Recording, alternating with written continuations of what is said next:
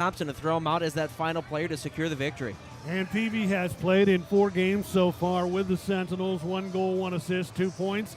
His goal was the game winner, and he'll be joined with another veteran face in the lineup tonight that the fans will get their first look at home. A forward out of the Czech Republic named Jakub Wolf, and he'll be an exciting player to watch as well, and another player who can bring some stability to this young team. Yeah, and a little grit. We talked about it over the road trip. He's a guy that's not afraid to get his nose dirty at all. He'll go to the front of the net. He'll start getting into the goaltender's face. He'll draw some penalties as well, and this is a power play for Indiana that's really struggled over the last couple of games. So the more power play opportunities that they get, the more reps that they get, the more opportunities that they have to right the ship. So it's a good guy to have to try to pull that off. And Jakub Wolf has been around the FPHL for a while. Started out with the Battle Creek Rumblebees in the 2019-2020 season. Then some time with Elmira and Delaware as well. The Blue Ridge Bobcats from 2023 through 2025 had some good years there. 18 goals, 13 assists, 31 points in the 23-24 season. And in 24-25, 10 goals, 11 assists, 21 points. And this year had spent some time with Topeka and Blue Ridge. He's played in 4 games with the Sentinels, has picked up 1 point with an assist, 2 minutes in penalty time. So fans will get their first look at Jakub Wolf on home ice tonight. Those are the 2 players who've got some veteran experience. We've got a young player who we're excited about seeing tonight. And he is a local guy. In fact, he was born here in Columbus, Indiana. He played youth hockey here in Columbus. Yeah. And was with the Columbus Flames in the local youth hockey program here. Was at Carmel, Indiana, hotbed of high school hockey. And from there went on to the North American Hockey League with Corpus Christi. We're talking about 23-year-old Blake Lewis, a 5'11", 175-pound forward who will be in the starting lineup tonight for Indiana. And what a way to get thrown into the fire there. Get right into it. Get into the starting lineup and all that. So really good stuff. And I watched him in the warm-ups just to kind of get a feel as to how he's looking, how he's doing, because there's going to be a lot of pregame jitters. This kid looked calm, cool, and collected. They gave him the old rookie treatment, the rookie lap, no bucket or anything. Both he and Phil Tomacek as well, who's going to be making his FPHL debut.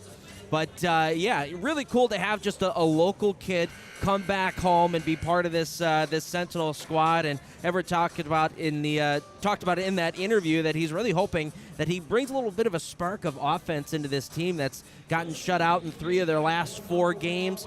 They're missing some of their big boppers. They're missing, guys that are up in the SPHL, guys that are injured, guys that are suspended. So it's going to be very important to find somebody who can help put the puck in the back of the net so we don't have to keep on leaning on guys like Bozinchenko and Max Merrick Tortorella not in the lineup today. The Sentinels are without Noah Hippolyte-Smith tonight. Marian Pazitka, they are on the 15-day IR. So we'll see how the new faces Blake Lewis and Philippe Tomacek blend in with the veterans who've been on this team, at least veterans from the standpoint of being here since early on in the year.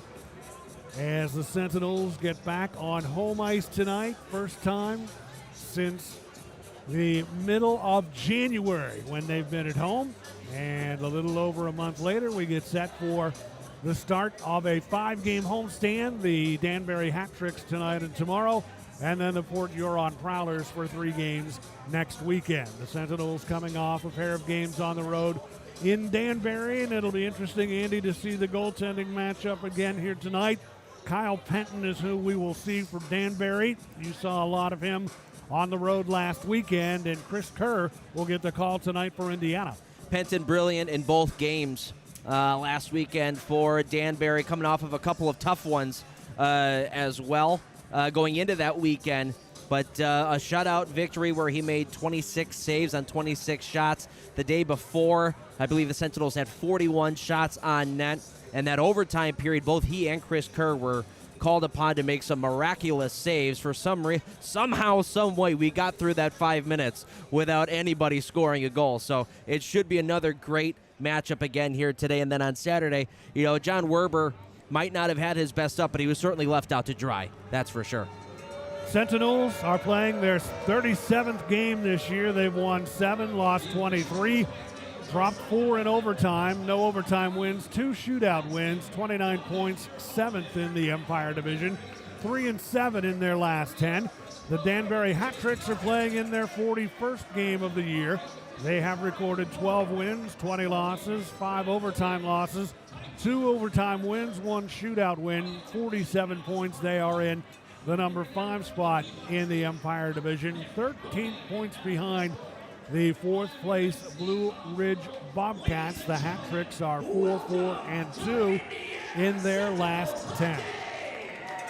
Starting lineups tonight, and first for the visiting Danbury Hat-Tricks, we will see Kyle Penton in net. 7-10-1 is his record on the year with a 3.29 goals against average and a 910 save percentage. 5'11", 175-pounder out of Massachusetts, and he gets the nod in net tonight. On defense, we will see Caden Fennell matched up with Josh Newberg on the back line, and Milan Bresco up front with Joshua Tomasi and Greg Sasinski. Those are the starters for the Hat-Tricks, who are led in goals by a couple of players who aren't in the lineup tonight, or at least in the starting lineup tonight for them, with Austin Rubstev and Eli Rivers with 15 goals apiece. The assist leader, Austin Belfay, with 20. And Rubstov is the point leader with 32, 15 goals, 17 assists for his 32 points. Penalty minutes, Josh Newberg, the team leader in that category with 79. And Chance Adrian is the power play goal leader for the Hat-Tricks with 4. And Danbury coached by John Bierchamp. Now for the Sentinels, their starting lineup. Chris Kerr getting the nod in net tonight. 3-3-2 is his record on the year with a 3.47 goals against average and a save percentage of .904. And defensively for Indiana, and they'll be a bit short-handed on the defensive core tonight, rolling 5 defensemen in the overall lineup. And it'll be Ivan Panovanov to start alongside Romeo Terrain, Bo Zinchenko up front with Jonas Leas, and Blake Lewis, the team captain. So an opportunity of Blake Lewis in his debut tonight, and he will be out here in front of some home fans, some people who remember him from growing up, and happy to see him get an opportunity and make the next step forward in his hockey career. Out here on a line with Jonas Leas and Bo Zinchenko to start for Indiana. Oh, what a line to be part of to get kicked off. I mean, Everett Thompson wants some offense. Put him on a line with Jonas Leas and Bo Zinchenko. You're certainly going to start putting some offense up on the board, that's for sure. And you mentioned it, Indiana down to 5 defensemen in today's game, so it's a bit of a blessing that Danbury has a couple of their top scorers out of the lineup. So the Sentinels will have to be careful about staying out of the penalty box, and especially from a defenseman standpoint. And a lot of players are going to be logging a lot of ice time on the D core tonight for Indiana. And the Hat-Tricks minus a little bit of their firepower tonight, and that should help the Sentinels as well. On the special teams, Indiana hoping to get some improvement on the power play. Their power play clicking at just 16% on the year, and the penalty killing 78% success rate on the PK. And Danbury has not been setting the world on fire on their power play, just 14% on the year. The penalty killing stronger, though, at 82%. Both teams are on the ice, and we will have the opening face-off after our national anthem.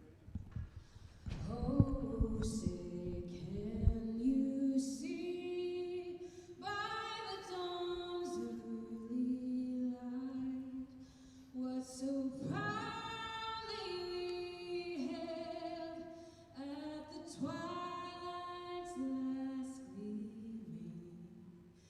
whose broad stripes and bright stars through the perilous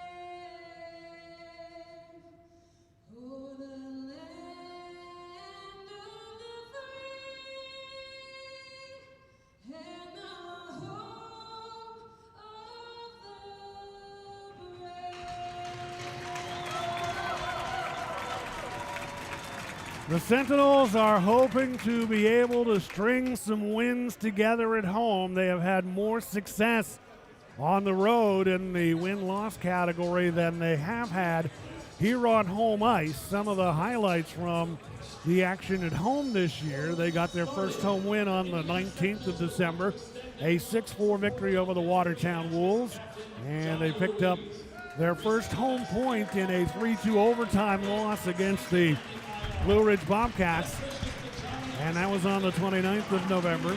The day after Christmas, the Sentinels came close to a victory, but they lost in a shootout 5-4 to the Blue Ridge Bobcats, and they picked up a point at home on New Year's Eve here in this building in a 3-2 overtime loss to Port Huron. So the Sentinels would like to start establishing some dominance here on home ice. They can feel good about themselves from that road trip, getting 3 wins on the road in some very tough places to play, and now they need to start stringing some victories together here on home ice. Yeah, you'd mentioned it, and we had talked before the game about, moving forward in this season. The playoff picture for the Indiana Sentinels is getting a little further and further away unless they are able to put some wins together, and they got to start doing it on home ice. And this is a good place to start. 3rd game against this Danbury Hat-Tricks team in a row. And the Sentinels attacking left to right, control the opening faceoff. Panovanov deals it over to Romeo Terrain, his defense partner, who taps it to center. Battle for the loose puck. Lewis up with it at center red. Good feed to Zinchenko, and he had it poke checked it away just before he could get the backhander off, bearing in down the right wing circle. So Lewis setting up Zinchenko for the game's first opportunity. Lewis with a puck to Panovanov on the left point. Now to Zinchenko off the left wing boards with a shot, and that's wide of the net. Good start to the game for Indiana. Zinchenko trying to keep the play alive, but the Hat-Tricks intercept, and they play it out to center ice, delayed offside of the Indiana blue line, and Lewis is back to get the puck. Lewis showing a lot of poise out here in his very first shift in the pro ranks.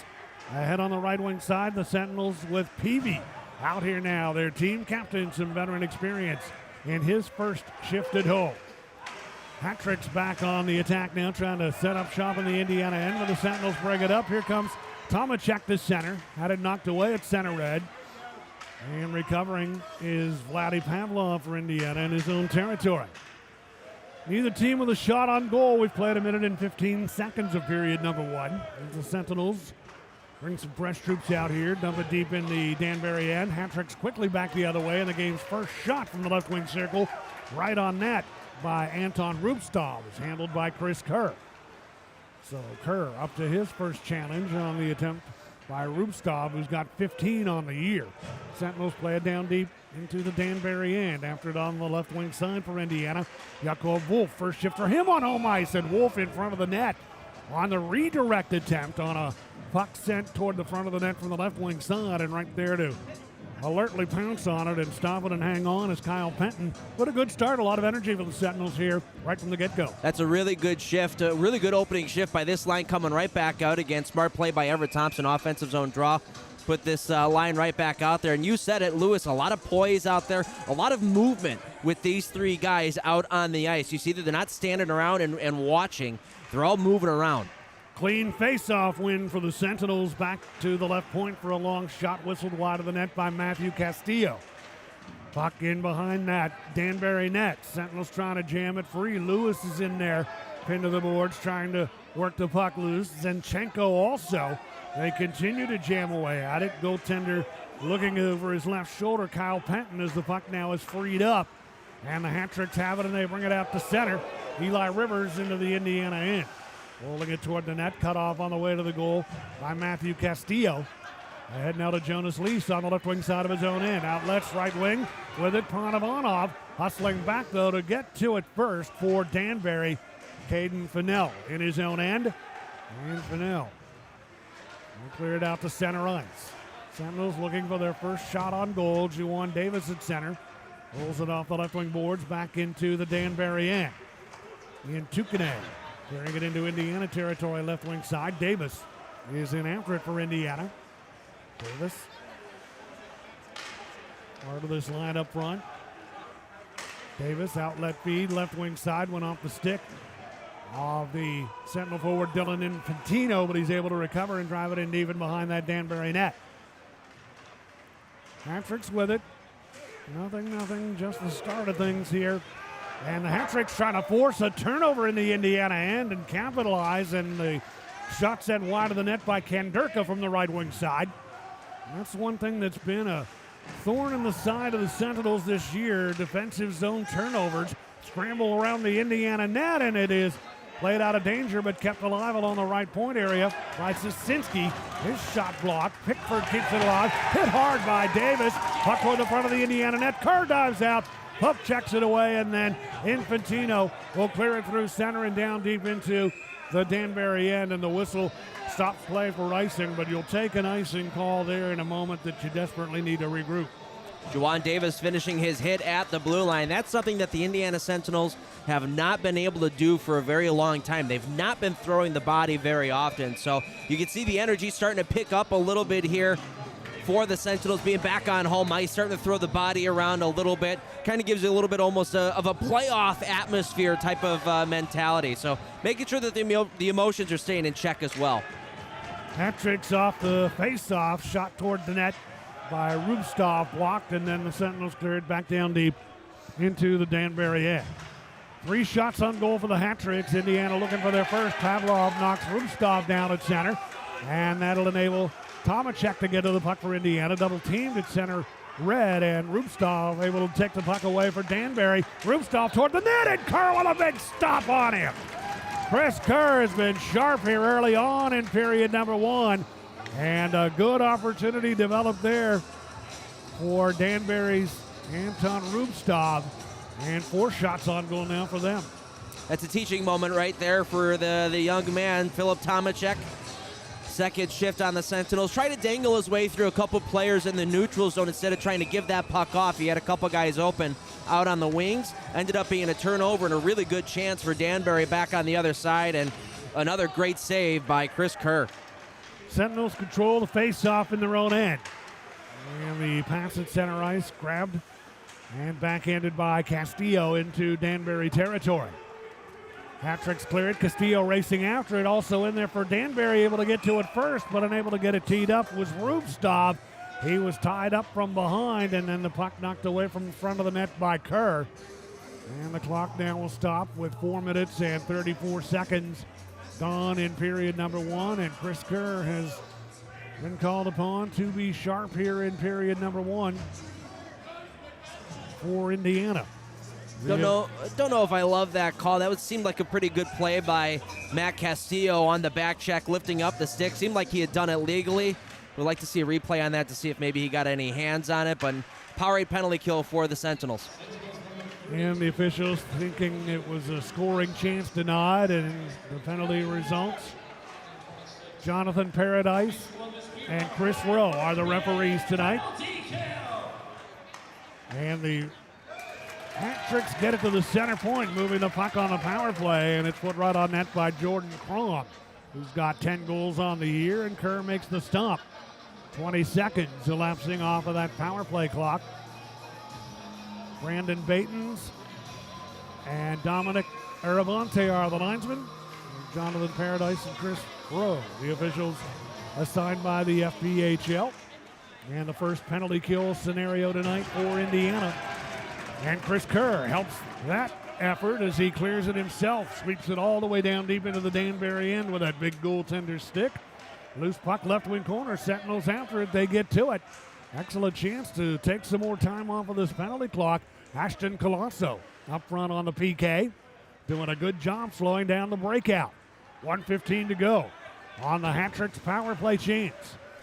Nothing game here in period number 1. Colosso with a loose puck at his own end. Excellent penalty killing by Ashton Colosso of Indiana. One of the team's alternate captains. He and Bo Zinchenko wearing the A's on their jerseys. Bob Blake Peavy wears the C.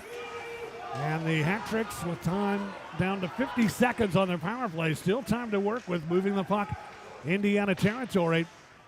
Played by Sosinski.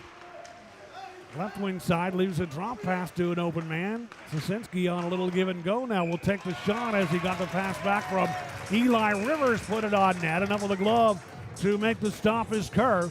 And that'll stop the clock now with 35 seconds to go. And the power play opportunity for the Hat-Tricks, 14:01 remaining in period number 1. And 6 shots on goal now for Danbury. Their power play 14% on the year. Not setting the world on fire at all. No, but this is also a power play that scored 3 power play goals on Saturday against the Sentinels. So one from Eli Rivers, one from Anton Rubtsov, and another from Caden Kanderka. So it was not the greatest penalty kill performance by the Sentinels last Saturday. I'm sure that's something they wanted to shore up today. And they've done a nice job on this PK. Most of the shots for Chris Kerr coming from well on the outsides and nobody in front of the net either. He's had a clean look at it. Kerr's going to take that all day long. Sentinels' success rate on the penalty kill, 78%. And they've got 35 seconds left on the call that came at 4:36. The 2-minute minor for hooking to Matthew Castillo of Indiana. And here's where the faceoff becomes important. If you can gain control, get that puck down deep into Danbury territory, you've got a very good chance of being successful on your first penalty kill. Ivan Panovanov, Vlad Pavlov, Jonas Lias, and Bo Zinchenko are the penalty killers out here for Indiana. Lias has won 2 out of his 3 faceoffs here today, so the right guy for the job. And he'll take the face-off again. Standing it against him is Josh Newberg. Stick side of Kerr. Lease against Newberg. Puck knocked to the near boards. Comes to Sasinski. Drops it off along the left wing side. And handling it there is Maziachuk. Out to Sasinski again and off to the right point. Delivered in deep from there by Belfay. Austin Belfay down to 15 seconds on the penalty kill. Hat-Tricks trying to move it toward the front of the net. Centering pass blocked by Panovanov, and Zinchenko has got the puck, skate shorthanded to center. And now to kill time, he'll cut back into his own end. He'll retreat all the way back in behind his own net. Good heads-up play there by Bo Zinchenko. Now he faces some forechecking pressure as the penalty expires. Sentinels clear it to center, and the Hat-Tricks dump it from center ice back down deep into Indiana territory as it was played in deep by Joshua Tomasi. Sentinels with it, and they come to center. Off the left wing side toward the net, getting it right on goal for Indiana, Jakob Wolf, and the stop is made by Kyle Penton. We've not had to call his name much so far here tonight. And Jakob Wolf able to generate a chance for Indiana and get Indiana's first shot on goal as the clock stops with 6:58 gone here in period number 1. Well, there you see Jakob Wolf going right to the front of the net. That's the second time he's gotten himself right to the crease. First time was at the beginning of the game, that first shift. Got to the front of the net, redirected that puck on goal. Must have been sailing wide since it didn't count as a shot, but made the life for goaltender Kyle Penton very difficult. And right there, stopping right on the net, getting right into the goaltender's grill. Penton falling backwards, trying to sell a goaltender interference call, but didn't get it. Juwan Davis, Blake Lewis up front here for Indiana. A lot of youth on this front line. Ethan Esposito joining them. And the puck in the right wing corner off the face-off. The Hat-Tricks get to it, and they clear it out to center ice. Richie Colarusso with it there. Rips it off the left wing boards and down deep. Puck caroms to the right wing side. Danbury territory. Sentinels trying to get the forechecking pressure on. Esposito battling for control. Whacks that puck ahead, but it comes to the stick of Pickford, and he clears it out to center ice. And there's Esposito to knock the puck away defensively at his own end. Gathered in now by Colarusso, and he clears it back into Danbury real estate. Lewis for Indiana on the forecheck. Takes his man into the boards on the left wing side. Puck rolling free. Sentinels trying to keep it alive. Hat-Tricks wanting a penalty as Davis pulled his man down, and now Danbury is offside of the Indiana blue line. That happened right in front of the Hat-Tricks bench, and you could see them all react, but the officials weren't buying it. Yeah, even though you've got 20 guys on the bench raising their hands, screaming for a penalty, if the referee doesn't see it, you're not going to change his mind. And the face-off takes place outside the Indiana blue line. Tomachak out here with Peavy. for Indiana, and Jakob Wolf up front. Three guys playing in the first period of their very first home game. Esposito now from the left wing side. Or make that for Indiana. Castillo sends one wide of the net from the left wing side. Puck free along the far side. And the Sentinels get into the center point to Pavlov, who rips one just wide of the net. You can hear it crash hard off the boards in behind that net. Puck toward the front of the goal. Peavy now with a shot that hits a hat-trick player's stick and caroms up high in the air over the glass and out of play to stop the clock down with 11:38 to go in period number one of a 0-0 game at the Hamilton Community Ice Arena. Love the movement in the offensive zone there for that line. They were moving it from low to high. Guys were interchanging inside the offensive zone. Led to that shot at the blue line from Pavlov, and Pavlov did not miss that by much at all. And you could tell that the goaltender, Penton, had no idea where it was because he only reacted after he'd heard it hit the wall. Vlad Pavlov with some good offensive skills for a defenseman. Collision at center, terrain knocked down, wanting a penalty, none forthcoming. He had his stick knocked away. Sentinels play it out to center ice, picked up and rushed by Zinchenko. Left wing with a shot on the stop is made and held on to by Penton. Well, it's so much fun to see Bo Zinchenko on the ice. He's one of those guys that can accelerate like a Corvette on an open track. He just has the wheels and can turn that speed on and create scoring opportunities from almost anywhere. Not many guys have his size or his speed, so when he gets some room to get the engines revving, you better get out of the way because that's a freight train coming right at you. Face-off will be in the left wing circle of the Danbury end. Stick side off Penton. He's faced 3 shots on goal now. The Sentinels have had the last 3 shots. Right from the face-off, Danbury is going to be guilty of icing, so they'll march the puck all the way back down deep into the hat-trick's end and face it off once again.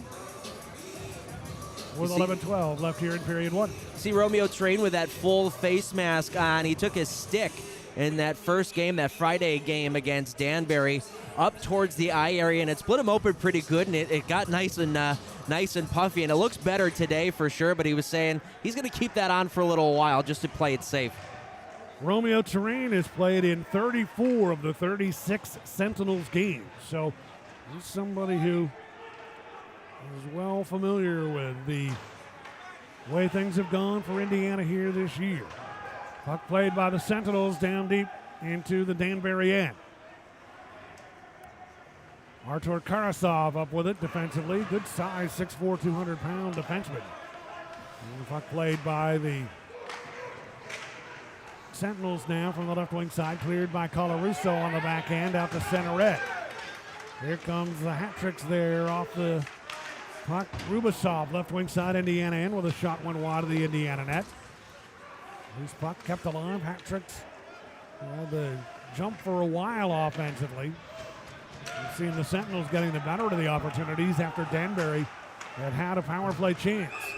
Caden Fennell, a headman pass and an offside play as Ian Tukane was into the zone ahead of the puck. And they're going to bring that face-off all the way back down deep into the Danbury end with 10-11 now to go here in period one. Offensive zone draw here for the Sentinels. Unfortunate break for them about 30 seconds ago. They had a long breakout pass. They had a forward that was flying on that far left wing wall. Tried to get it to him at the Danbury blue line, but it got caught up in the linesman's skates. That led to that Danbury chance the other way. So tough break for Indiana. Face-off right wing circle, Danbury end. And the hat tricks with control as we get to the midway point of period number one. Kerr with a stop on a shot from the right wing side by Gregory Sosinski. And the Sentinels able to intercept. Peavy does a centering pass, outlets to center ice to Tomacek. Right wing side, steers one toward the front of the net. Nobody home in front for Indiana. Play kept alive by the Sentinels in deep behind that Danbury net. Matthew Castillo trying to work the puck free, does to Padovanov. Indy defenseman in deep and behind the net. Padovanov to the left wing side, shot from there. Right on goal by Dalton Anderson, and the stop is made. And the puck is held onto by Kyle Penton with 9:31 remaining here in period number one.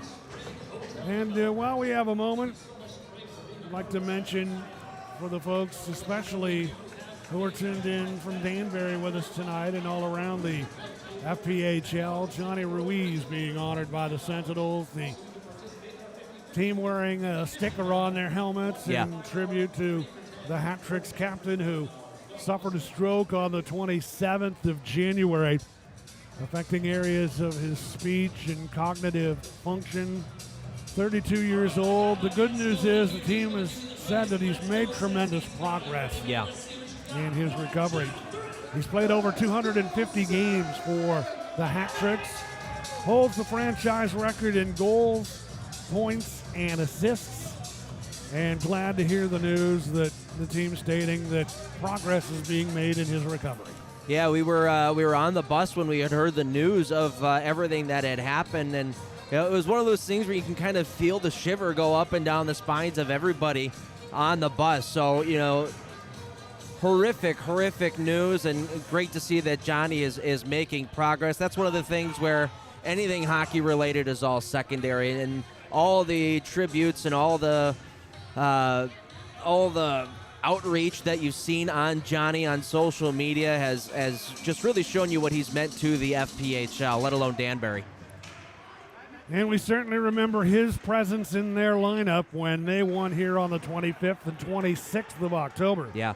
In the first two games of the season series, winning 9-1 on the 26th, 6-3 on the 25th. As the game resumes here from the timeout, and the action along the boards drawing a rise from the crowd as the Hat Tricks get to the puck, and it's shot from long range by Anton Rubstall. Grabbed and held onto by Chris Kerr. And that'll bring about a face-off in the Indiana end. Fifth meeting of the year between these two teams. And they'll see each other tomorrow night, and then that is it for the regular season this year between Indiana and Danbury. Draw will be in the left wing circle, Indiana territory, stick side of Kerr. And a nice job to tie his man up by Ashton Colosso to handle the draw. Sentinels try and get to the puck along the far side, and Colosso does. Colosso handing it to Ivan Panovanov. Shovels it along the boards. It's taken by Jakob Wolf. Sent to center ice. Tying the glove with it, Colosso, but arriving first, Austin Pickford dumps it into the Indiana end. It's a laid offside against the Hat Tricks that'll be negated as the Sentinels bring the puck out to center ice. Jakob Wolf with it, at his stick knocked, or he knocked the stick of one of the Hat Tricks away as he came to the Danbury blue line. Puck loose, backhanded ahead by Colarusso into Danbury territory. Outlet pass at center ice. Taken by Damaris and sent down deep into the near side of the Indiana end. With 8:10 to go here in period number one. All the nothing game. Puck loose, Indiana territory. Ethan Esposito is able to gather it in. Lobs it through center. Rolls in toward the net, right on goal. Stopped by the stick off Penton, and then he reaches down with a glove to cover it up and bring a whistle with 7:59 to go in this first period that has seen neither team get on the scoreboard. One power play opportunity had belonged to the Hat Tricks at 4:36. Danbury out shooting Indiana 7-4, but so far so good for Chris Kerr and company in net. And this face-off will be in the left wing circle, Danbury territory. Sentinels with Blake Peavy out here to take the draw, and it's sent through center back into Indiana territory. Sentinels quickly get it ahead of center. Peavy off to the right wing side, where it's centered by Tomachek and goes through the slot over to the far side of the Danbury end. Hat Tricks with it quickly on the move into Indiana territory, and they score from the right wing side. Caden Kanderka snaps off a quick wrist shot low to the ice. And at the 12:22 mark of period number one, Kanderka, with his 7th goal of the season, has given Danbury a 1-0 lead. Looks like this might actually end up going to Zach Desmarais. He was going to the front of the net, and he reacted as if that had hit him, same as Chris Kerr. It looked like Kerr had a beat on it, and then Desmarais, who was just at the top of the crease, had that go off his backside and into the back of the net. So if it's Desmarais' goal, that's his 2nd. But that goes to show you go to the front of the net, good things are going to happen. Put traffic in front of goaltenders, it's going to cause some confusion. And those redirects, very difficult for a goaltender to stop. Oftentimes they don't even see it with the body and the confusion in front of the net. Sentinels back on the move now as Terrain from the left wing side hammers one wide of the Danbury net. And we'll get the announcement on the hat trick goal. Caden Kenderka took the shot, and for the moment they have credited the goal to Kenderka. Caden Fennell assisting on it for a 1-0 Danbury lead. Sentinels trying to get the puck toward the front of the net. It is broken up at center ice and cleared by Rubstov into the Indiana end as he took a hit from Zinchenko. 6:50 remaining here in period number 1. And the Sentinels, Blake Lewis with a puck. Skates up right wing. Lewis stick handling into the slot area. Had it peeled off his stick before he could get a shot off. Defensively, Greg Susinski able to take it away, and the hat-tricks clear it all the way back down deep into the Indiana end. With 6:30 remaining in the first period. Ponovanov with a puck in behind his own net for Indiana. Dropping it off to Vlad Pavlov. Clearing attempt, broken up for a moment by Rivers, but the Sentinels recover. Infantino off to the left wing side for a shot fired wide of the net by Peavy. Infantino set him up well, and Peavy was just off target. Davis for Indiana. Leaving good for Pavlov outside the blue line. Back to Davis. And he sends it in front of the net, and it's deflected just wide of the net. Cutting toward the goal, Infantino. And that would have been a work of art had he been able to get a good piece of it in front of the net. Clearing attempt by the hat-tricks, kept alive by Indiana. Torian and Ponovanov able to combine. Now Ponovanov challenged, and the puck knocked to center. Ponovanov with it again. Cuts his way into the slot, feeding it and attempting to Peavy left wing. But the pass broken up. And Rivers now for Danbury is able to clear it into Indiana territory. 5.5 to go in the period. Here is Ponovanov into the high slot. Fans on his shot attempt. And the puck will be swept out to center ice by Joshua Tomasi. Sentinels terrain gets to it at center. Whips it in deep and behind the Danbury net. Caden Fennell trying to clear. Sentinels pressuring. Now Newberg in after the puck for Danbury and behind his own net. Newberg trying to play it out. Terrain keeps it in. Steers it back in behind the net, and it hops off the stick and goes up over the glass and out of play. With 5:05 remaining here in period number 1. Hat-tricks on top 1-0. If Indiana keeps on playing the way that they are, they're not going to be held off the score sheet for very much longer. They're just missing on some of these chances. What a setup that was to Dylan Infantino going back door. He was calling for that puck for a good 5 seconds before that puck had gotten to him. Juwan Davis with a great feed, and Infantino just unable to redirect it toward the net. And a couple really good chances in the offensive zone, just unable to find the back of the net at this point. Just looking for that finish right now. And that would have been a highlight reel beauty of the play that nearly connected with Infantino in front and cashed in. There are the hat-tricks now with the puck in the Indiana and looking for their 2-goal lead, and a diving stop is made by Kerr in front of the net. His toughest stop of the night so far. Chris Kerr with a great recovery to keep it a 1-goal game. And again, the Sentinels being troubled with turnovers in their own end. Puck in deep now, Danbury territory. Sentinels after it on the right wing side. Ashton Colosso frees it up to Pavlov, right point, long shot block. Puck rolling in behind the net. Picked up by Wolf, they score! Wolf gets it in front, and they jam it home from right on the doorstep. And the Sentinels have tied this game, and that's the story there. Just get that puck in front of the net. They don't all have to be pretty. And Indiana has tied the game at 1.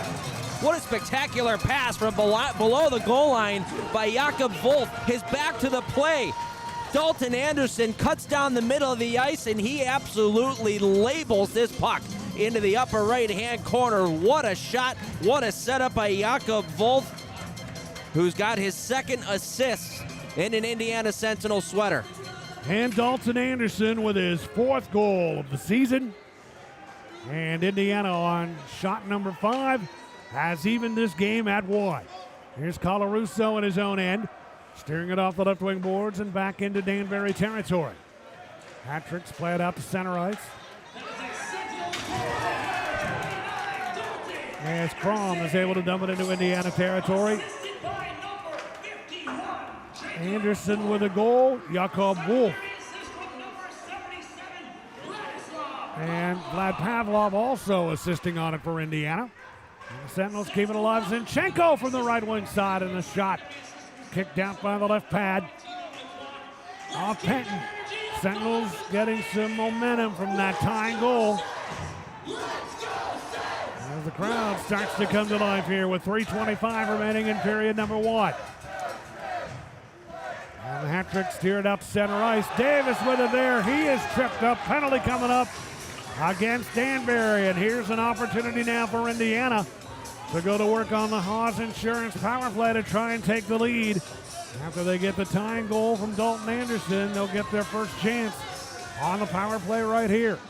Well, this is a power play that hasn't scored since January 31st against Topeka. It was Ethan Esposito in the third period with a power play tally, so it's been a very long time since they've been able to find the back of the net. I really love the way that they're working in the offensive zone right now. If they're able to translate that 5-on-5 play where they move it around in the offensive zone, everybody is moving as a unit. They're causing confusion. They're getting bodies to the net, creating scoring chances. Same thing on the power play. They're going to end up finding one here at some point in this hockey game. Dalton Anderson with a goal in his 27th game in an Indiana uniform, gets his 4th goal of the season, and the assists. Jakob Wolf with the great pass from in behind the net. Vlad Pavlov assisting as well, even strength goal at 15:41 to tie the game at 1. Both goals have been even strength goals. Danbury has had one power play chance. The Sentinels will get their one chance right now. Their first chance right now, and the face-off will be in the hat-trick's end. And the Sentinels bring the power play unit out here. Ethan Esposito with Blake Peavy, Bo Zinchenko, Jakob Wolf, and Ivan Panovanov are the fivesome on the ice for head coach Everett Thompson's Indiana Sentinels. And it'll be Peavy to take the face off in the right wing circle. Peavy able to draw it back to Ethan Esposito. He'll whip it in deep in behind the net. Peavy after it, getting there first though. Sosinski trying to clear, can't play it out. Second opportunity on the clear now for Eli Rivers. Trying to clear. Rivers helped out along the blue line by Kanderka, and he'll backhand it through an opening down deep into the Indiana end. Esposito and Zinchenko are two of the biggest guys out on the ice power play-wise for the Sentinels. Esposito with 4 power play goals this year, Zinchenko with 3. Here's Panovanov at center now for Indiana. Dumps it down in deep and behind that Danbury goal. Puck rolling into the right wing corner. Sentinels after it. Peavy up with it. Steps off the right wing boards. Delivers a pass to Wolf in behind the net. Out net of Panovanov. Open center point. Shoots, and that deflects wide of the Danbury net. Down to 1:05 to go on the power play for Indiana. Esposito along the right wing boards with that puck. Esposito for Indiana had it knocked away, and the hat-tricks are able to clear it. All the way back down deep into Indiana ice. Kerr handling the puck and leaving it for Ivan Panovanov in behind his own net. 48 seconds to go on the man advantage. Indiana and Danbury tied at 1 here at the Hamilton Community Ice Arena. Sentinels with Romeo Terrain behind the net, leaving it for Panovanov. Cuts right toward the front of the net. Almost a dangerous move there, but he's able to control that puck. Feed Lee's on left wing. He shoots it into the far corner of the Danbury end. Hat-tricks get possession. They waste no time clearing. Sent by Jordan Cron deep down into Indiana territory. Still some time to work with on the power play, but not much. Here is Pavlov through center. 13 seconds left on the man advantage as he dumps it in behind that Danbury net. Sentinels converge, trying to get free. They battle for it in the left wing corner. Penalty is about to expire. And it does as the hat-tricks come away with a puck, but they can't clear. Terrain keeps it alive. Looks toward the net, shoots, and that's blocked on the way to the net. Run off Pickford on the way to the goal, and the hat-tricks come away with it, and they start back now with exactly 1 minute to go in period number 1. 9-7 on the shots in favor of Danbury. Score tied at 1. Each team 0 for 1 on the power play. As Colosso sends it through center and back into the Danbury end. Hat-tricks with it. Tukane plays it out to center ice. And the play kept alive as the Sentinels have Kerr coming up with a big stop here in the period's final moment on a shot from Ian Tukane from the right wing side. And Indiana is guilty of icing with 33 seconds remaining here in period number 1. So Kerr's had to come up tough on a couple of occasions here, especially in the latter stages of period number one. He hasn't had to make as many saves as he had to early on, but some big ones. That's a much more difficult save than it looks like. That's Chris Kerr going to his left, and the shot coming back against the grain to his right. He's got to readjust and get that right pad out there to make that save. And fortunately, he kicked that rebound right out towards the slot. Fortunately, we had a guy there who was able to clear it away. Kerr from the faceoff, able to make a stop again as it was drawn back to Caden Fennell. From the right point, and Fennell, who's still looking for his first goal this season for Danbury, put it on net. Kerr able to stop it in 28.8 seconds is all that remains here in period number one. Jonas Leas to take the face-off for the Sentinels against Jordan Crom. To Chris Kerr's left side. And the hat-tricks come away with it. Trying to get one more chance here before the period expires. Sasinski's shot blocked. Save made by Kerr. And then again on a rebound, he makes a big stop. And the Sentinels clear it all the way back down deep into Danbury territory. Boy, Chris Kerr with a couple of big stops here in the final half minute of period number one. Hat-tricks on the move again, and Kerr making the stop on the shot sent his way by Maxim Maziarchuk, and the punt toward the front of the net. Kerr able to grab it and hang on to it. Right of the horn to end period number one. So he ends up facing 13 shots in the period, and Sentinels giving him a few taps on the pads with a stick as they head over to the dressing room, knowing that they're fortunate due to the play of Kerr here in the final minute of this period to be tied at one. Couple of massive stops. He might have even gotten a little help from Vlad Pavlov as well on that second attempt. I'm not sure if it ever got through to Kerr and he got the big toe on it, or if Pavlov might have gotten that with a skate. Either way, it stays out of the net, and we leave the first period tied at one, which is huge for Indiana, because whenever they're whenever they're trailing after the first period, they've only got 2 wins all year and 16 losses. So it's important for them to escape out of this period even Steven. Each team penalized once in period number one. Each team 0 for 1 on the man advantage. First opportunity for Danbury came at 4:36 of the period on a hooking minor to Matthew Castillo of Indiana. And then the Sentinels got their first chance on the power play at 16:42 on a tripping minor to Caden Fennell. And the hat-tricks opened the scoring at 15:45 of period number one. 12:21, period number one. The first Danbury goal, for the moment, credited to Caden Kanderka. And that is his 7th of the season. Caden Fennell assisting on it. That's the lone assist on the Kanderka goal to give Danbury a 1-0 lead. The Sentinels tie the game at 15:41. Dalton Anderson with the tying goal for Indiana.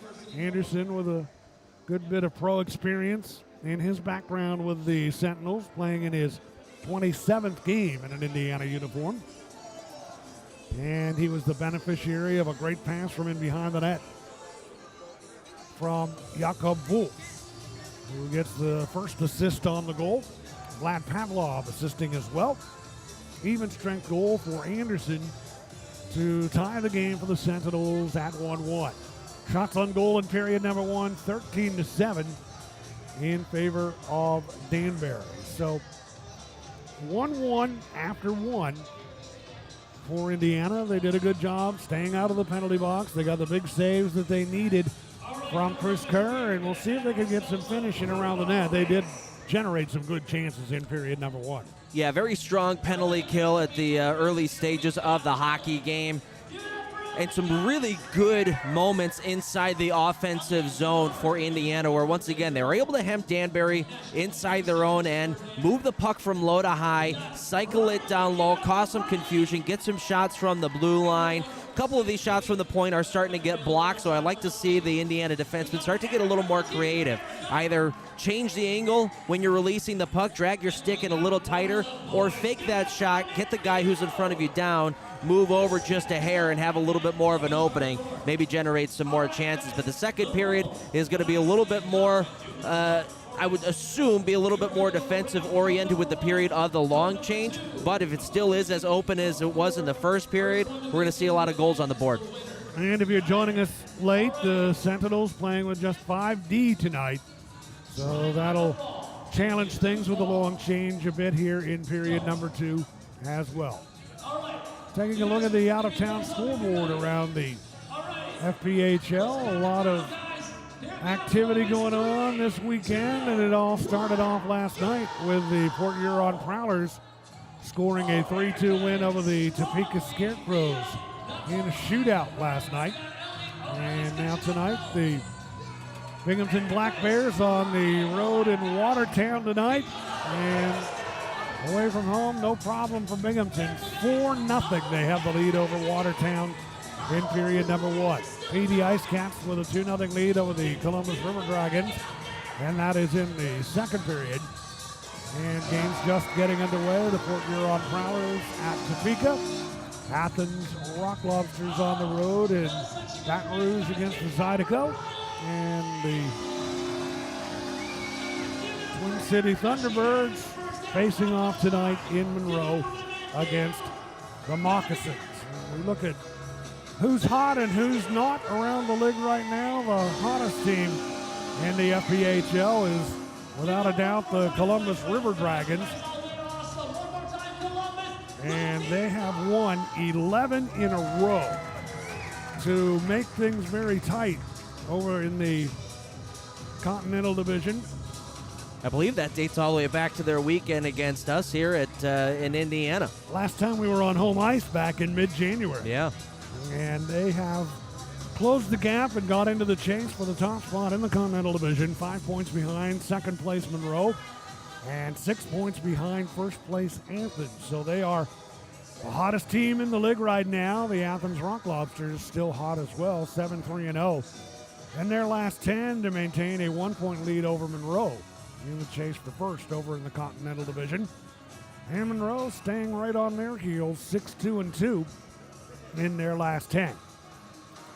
And still hot. They've been that way all year. The Binghamton Black Bears, they've won 4 in a row. 7-2-1 in their last 10. 100 points they have compiled in the standings so far. And that has marched them out to a 34-point lead for first place in the Empire Division over the Port Huron Prowlers, who are 7-2-1 in their last 10. They're in second place, and they're in a battle right now with Topeka. And a big matchup between those two teams. It started last night with the Prowlers. Probably didn't want to give up a point in that game, winning rather in the shootout, but they do get the extra point, and they maintain their 1-point lead over first place Topeka in the Empire Division. And also hot in the Empire Division right now, the Blue Ridge Bobcats, 7-1-2 in their last 10, and they are 5 points behind third place Topeka. And they're in the fourth and final playoff spot in the division right now. And they've got a 31-point lead over the Sentinels.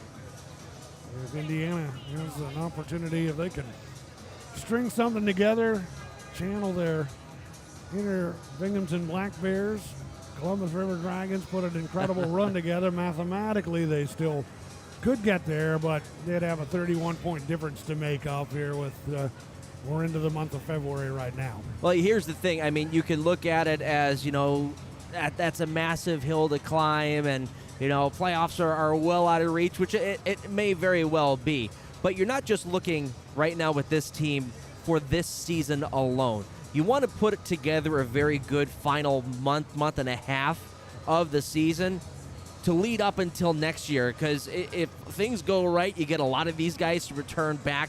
They remember, okay, you know what, things really went well last year. We were able to find our groove late February, early March. Let's carry that over into this season. That's what happened last year with Baton Rouge, another Everett Thompson product. They had a terrible, terrible inaugural season. Everett Thompson came over, righted the ship a little bit, and they finished that season strong, their inaugural year, and then the next year had a brilliant start to the season and ended up going into the playoffs.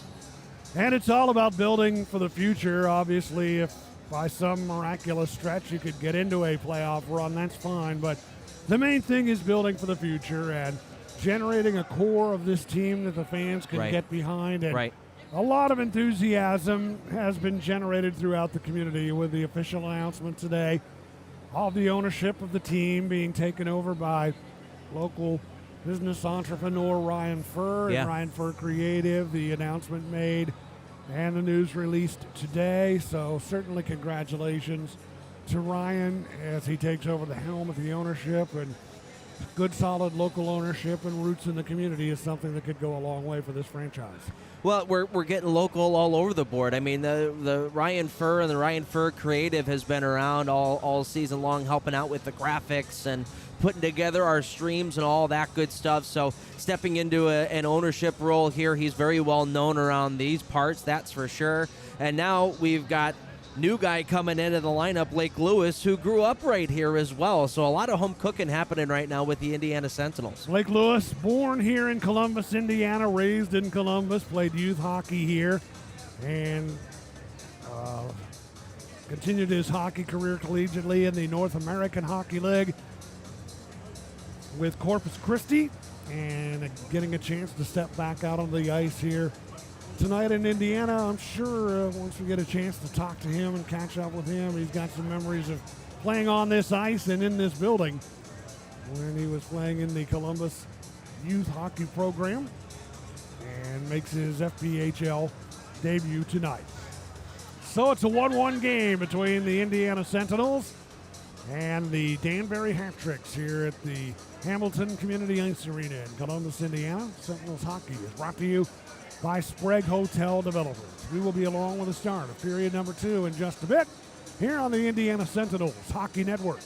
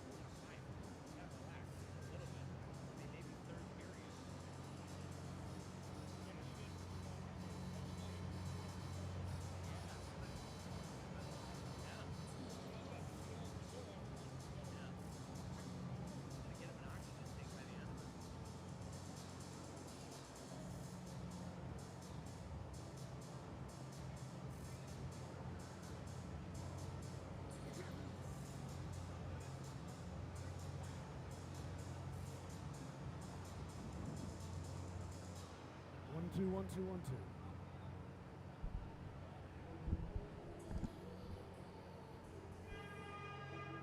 When do you want to jump back on? And my volume is way down. Yours is? Yeah, there we go. Okay, it's up. You're back. Yep. Okay. And we welcome you back to the Hamilton Community Ice Arena in Columbus, Indiana. Between periods 1 and 2, the Indiana Sentinels and the Danbury Hat-Tricks are all tied at a goal apiece. Sentinels hockey is brought to you by Sprague Hotel Developers. I'm Jim Mirabello along with Andy Petzinger. Indiana, first home game since January 16th and 17th when they took on the Columbus River Dragons here in this building. The Sentinels then embarked on what turned out to be a 7-game road trip in all, with the postponement of the January 25th game, a Sunday afternoon game that was scheduled against the Port Huron Prowlers, and the snowstorm that weekend wiping that one off the calendar as the area was hit very hard. So that game postponed, and it turned out to be, 7 straight on the road for Indiana, and a successful road swing that they were on, getting 3 wins in 6 games, starting off with a pair of wins on the road in Topeka, losing in Binghamton, and then splitting in Danbury, and coming back to home ice tonight against this Danbury team that they saw twice last weekend in their building. And they got off to a good start tonight, and I think it was an interesting move and a good one on the part of Coach Everett Thompson to start Blake Lewis tonight, and he had a very good first shift here in his pro hockey debut. Well, I was talking with the staff before the game, and they were saying that they were really impressed with him in practice, just how calm, cool, and collected that he is, just kind of jumping right back into it. I mean, he's been off for a couple of years. Looks like his last year was back in 2023 with Corpus Christi's out in the Knoll, where he had 11 goals, 11 assists, and 22 points in 57 games played. But he played out at Culver Academy during his high school years, and that is one of the best hockey schools out there. So he certainly got some great training, and the coaching staff loved what they saw from him this week at practice. So why not throw him right into that opening line, that opening shift? And you saw what they were able to do. Jonas Lees and Bozanchenko, very good first shift that set the tone for the hockey game. And the Sentinels getting that burst of energy from Lewis, Columbus, Indiana native, in his very first shift here tonight. And certainly he's got a lot of supporters in the building tonight that remember him from his time here, and his folks from up north of here in Culver Academy, where he was an outstanding player in that program, and then playing with the Corpus Christi Ice Rays in the North American Hockey League.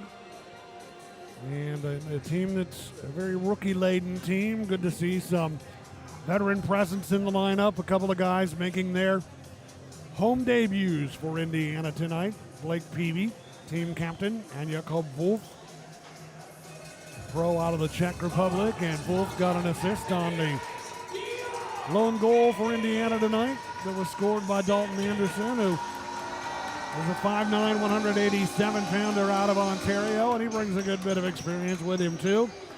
Began the year with the Biloxi Breakers this season, 10 games with them, scoring a goal before coming on board with Indiana last year in Biloxi. 56 games, 18 goals, 9 assists, 27 points on the year.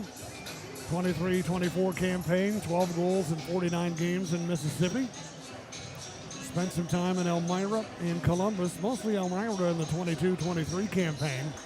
16 goals, 49 assists, and began his FPHL career in Columbus, Georgia in the 21-22 campaign, 14 goals in 48 games. D3 collegiate experience, 2 national championship appearances with Adrian College. What a good school. Adrian, that is, you want to play college hockey, that's a good place to start. And 2 championship appearances for Dalton Anderson, and he's somebody that the Sentinels hope can catch fire offensively here. His goal tonight was his 4th of the season. one of the perks of being able to go on the road with the guys is you're stuck on that bus for quite some time. I had Dalton Anderson behind me, and I talked with him about his time over at Adrian. And in my college days, I played Adrian quite a few times and never won against him. And I asked him about his experience there, and he said, well, it was nice winning all the time. didn't get used to losing out in Adrian. Here are the Sentinels now as we start the second. Terrain down left wing. Launches one that's high and wide of the Danbury net. Zinchenko after it on the left wing side for Indiana. Leafs in there trying to get free as well. Sentinels attacking right to left here in the second. Panovanov to Terrain right point. Deals one toward the net, and that's wide of the goal. Without a stick now as Lees, he has to head to the bench. And the hat-tricks come away with the puck, dumping into the Indiana end. Panovanov back. Positioned well defensively, able to break the play up. Puck comes out to center ice, dealt ahead by Gregory Sosinski. Deep into the Indiana end. Even at one here in period two. Sentinels and the hat-tricks in the fifth meeting of the year between these two teams. Indiana has won one of those. Out on the road in Danbury. Puck toward the hat-trick net, comes off the boards and played back to the point. Terrain shoots one that's deflected wide of the net. Colosso in deep was able to get it back to the point to Terrain, and the Karam out of play brings the whistle and a stoppage here with a minute 12 gone in period two. Another good opening shift for the Sentinels in this second period. Once again, you saw it right there going from low to high. Colosso going up top to Romeo Terrain, who wasted no time, threw a shot on net. Didn't get a lot on it, but got the redirect from Jakob Wolf out in front. Wolf unable to turn his stick in the other direction to get it towards the net, deflected off of his forehand and out of play. PV got the face-off back to the point, and the shot was stopped, and the rebound unable to get it teed up in front was PV, who would have had a good chance there. Esposito as well. So a couple of big stops turned in by Kyle Penton in net for the hat-tricks, who's faced 9 shots on goal so far here tonight. Early in period number two. And the hat-tricks with the puck at center, swept ahead into the Indiana end by Ian Tukane. Sentinels after it on the near boards, but Peckford kept it alive now. Stepping in, Tomachek. His first game here in an Indiana uniform. Ahead to Panovanov down the right wing with a shot that's wide of the net. Boy, a good chance there, or Pavlov rather that was. Number 77, Pavlov, had a great opportunity there as the hat-tricks are offside to stop play with 17:59 to go here in period number two. What a brilliant pass that was, right on the tape for Panovanov. He had to knock it out of midair to get that puck to settle down. He threw it on net, and it might have caught the blocker of Penton. I'm not entirely sure. But Pavlov trying to rip that one on goal, unable to hit the target. That's one of those where you got a 2-on-1 developing. You see some open space. If you're going to throw it on net, you want to start picking some corners, but you can also throw it off the pad of the goaltender, try to get that rebound out for the guy who's driving on the opposite side. Pavlov for Indiana, some good skills as a defenseman with 5 goals on the year. The hat-tricks toward the Indiana net, a shot deflects up over the glass and out of play. I mentioned earlier how Romeo Terrain has been here since almost from the get-go. So has Vlad Pavlov. This is his 34th game in an Indiana uniform. And Pavlov bringing some veteran experience, native of Chelyabinsk, Russia.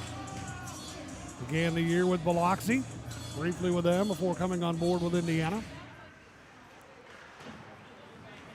Played internationally in Ukraine and in Russia. Hit along the near side.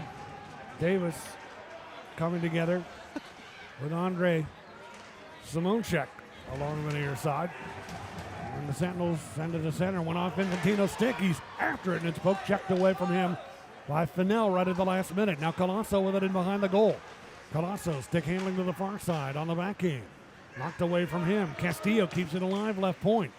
Dealt in deep behind that Danbury net. Fans cheering a collision away from the play. Puck bouncing right wing side. Sentinels with it. Panovanov tried to go to Castillo on left wing. Hat-tricks intercept. They bring it to center. Ken Durko laying it ahead on the right wing side where Demarais with it, trying to center. There to intercept for Indiana is Castillo. And the Sentinels will clear it out to center and back into Danbury territory. Ian Tukane with it, whistle away from the play, an offside pass here, stopping the clock with 16:44 to go in period number 1. Well, one of the things that happens when you're having a game like Indiana is in the offensive zone, you're moving around, you get bodies going all over the place, D are pinching in down low, is sometimes wires get crossed. So when your defenseman comes from up top at the blue line and tries to go down low, a forward needs to come up and help out up at the top and substitute for that defenseman. That didn't happen there for Indiana on that last chance, and if it wasn't for Danbury being at the very end of his shift, there was a 3-on-1 opportunity for them breaking back the other way. So it's good that Indiana is starting to get movement in the offensive zone. They have to have their head on a swivel, though, and make sure that they've got a guy covering on the back end. Off the face-off outside the blue line, a long shot by Terrain is stopped and held on to by Penton, and that brings about a face-off in the near circle of the Danbury end at the Hat-Trick's control. And it's cleared by Maziarchuk out to center ice. Jonas Leas with it for Indiana, trying to connect with Lewis, broken up though by the Hat-Tricks. And they steer it into the near side of the Indiana end. Sentinels get to it, they clear, Zinchenko races it down, up left wing, makes a move, and backhands one wide of the net. Zinchenko creating a good scoring chance there, one man back for Danbury. Sentinels get it on net again, and the stop is made by Penton, but Indiana generating some chances, and Bo Zinchenko was almost able to dance around Gregory Sosinski, who he had him one-on-one in front of the net, and then on the ensuing opportunity, Penton able to come up with a stop. Sosinski did a nice job. 6'4" guy stayed with Zinchenko as Zinchenko tried to outside in him, got to the backhand and tried to go cross his body. Again, I talked about it in the first period, how that's a little bit more difficult for a goaltender to make a save. And that was a good job by Penton to stick with Zinchenko. Shot by Panovanov from that point, didn't make it through to the net, and the Hat-Tricks come away with the puck.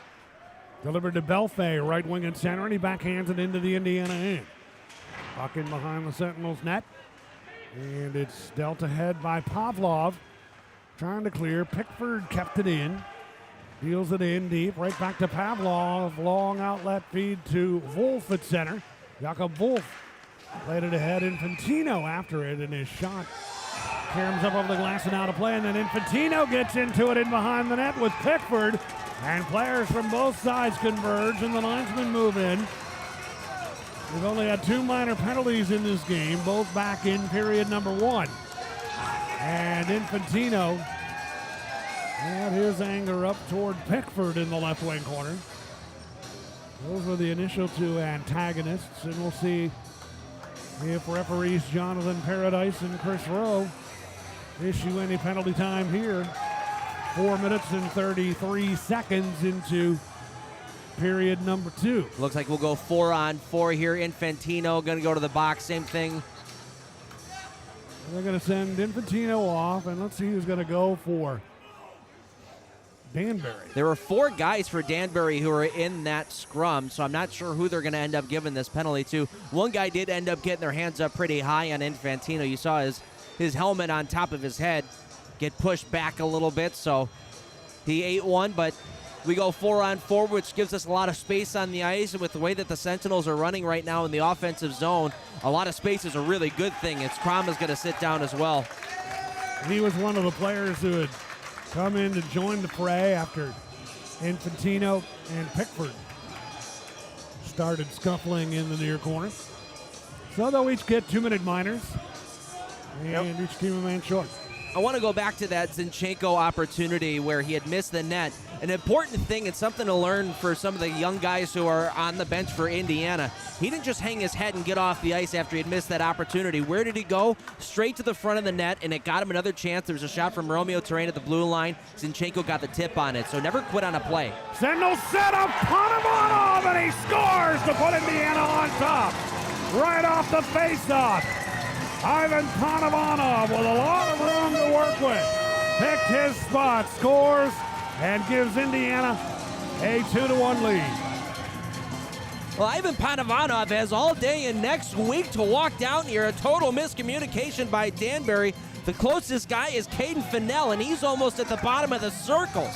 So Panovanov gets to walk right in and wire one and beats Kyle Penton, and a huge goal for Panovanov. his first goal in the last 10 games, and it's a 2-1 lead. And it comes with that extra space on the ice to work with each team shorthanded by a man. Sentinels with it. Panovanov looking for another one. Coming up left wing. Cuts in deep and behind the net. Carries it to the right wing boards. Feeds to the right point. Handling it there is Peavy. Trying to step around him and broken up, and it's going to result in a break for Belfay up left wing. Belfay with a backhander, and the stop is made by Kerr, hustling back in the play as Pavlov dangerously could have turned into a 2-on-none, but Pavlov was able to hustle back and get into the play. Well, once again, I talked about it before, the defense getting active in the offensive zone. Panovanov brings that puck in to the offensive zone. Pavlov, as soon as he comes out the other side, tries to jump in as well to be the guy to drive the net, and it ends up getting caught up along the boards, and now you've got two of your defensemen down just by the tops of the circles and nobody back for Indiana, which led to that chance. And what a job by Vlad Pavlov, to bust it all the way back into the defensive zone, get stick on puck, and not allow a hard shot on net. Chris Kerr able to cover that one up. So great job by Pavlov, realizing he really had to turn the Jets on, got back just in time. And Pavlov contributes in a huge way there defensively right after getting an assist on the Panovanov goal that puts Indiana on top. So it's Panovanov and Zinchenko assisting on the goal by Pavlov assisting alongside Zinchenko on the Panovanov goal at 4:44 of period number 2. That puts Indiana on top 2-1.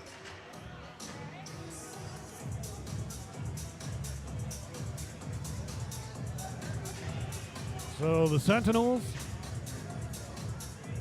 after falling behind 1-0, have scored the last 2 goals and lead this game 2-1.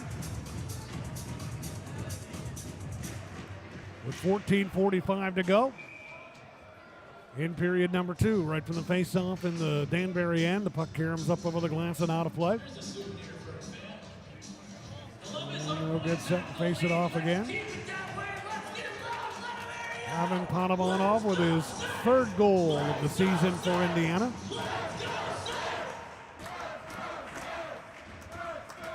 As the crowd tries to get into the game here at the Hamilton Community Ice Arena. Everybody anxious to get back in the building here after we've not been in the building to see the Sentinels play in a little bit over a month. And so far, so good for Indiana.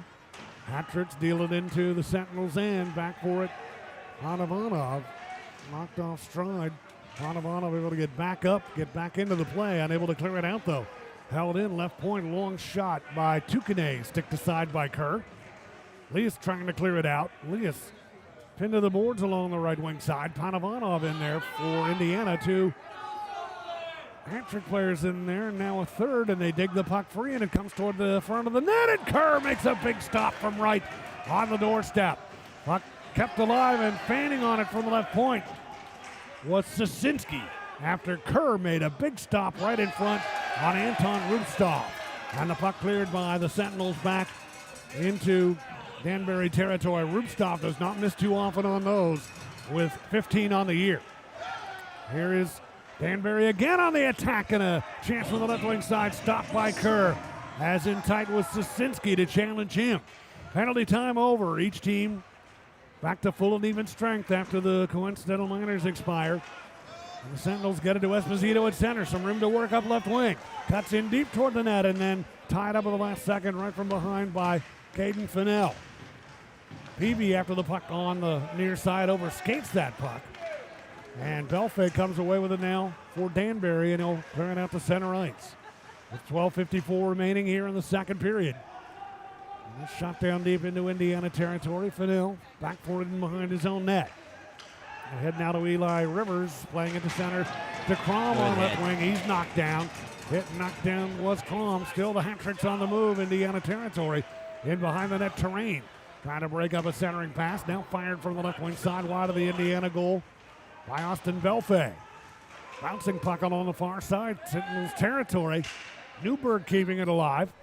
Sentinels need a clear here. Here's Terrain behind the net, unable to play it out as he was knocked down.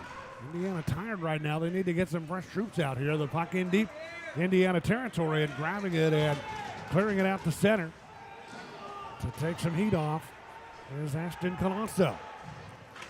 12:04 to go here in period 2. Sent by the Sentinels down deep into Danbury territory. Fennell after it in behind his own net. Fennell with the Sentinels converging. Able to swing it out to center. Rolling back into the Indiana end that puck is, and Jakob Wolf with it in the new clear to center. Hat tricks from center, dumping into the Indiana end, but from their own side. Center red thought we were going to have an icing call for a moment. And the puck now cleared by the Sentinels, knocked free through center, tracking it down. Davis on right wing, cuts in behind the net, centers it off the side of the net. Loose in behind that Danbury goal, and the hat tricks get possession of it. Josh Newberg able to clear it through center and back into Indiana territory.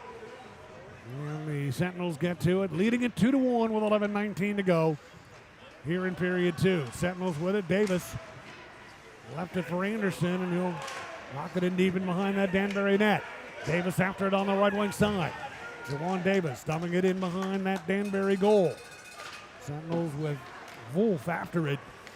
But Danbury able to come away with it, and they've got an opportunity. Turns into a 2-on-1 into the Indiana end, and a couple of passes too many for Danbury as the play breaks down. They had a great chance right there, trying to make that perfect play around the Indiana net, but unable to get it teed up on goal. Kept alive now by Pickford on the right wing side. His shot caroms wide.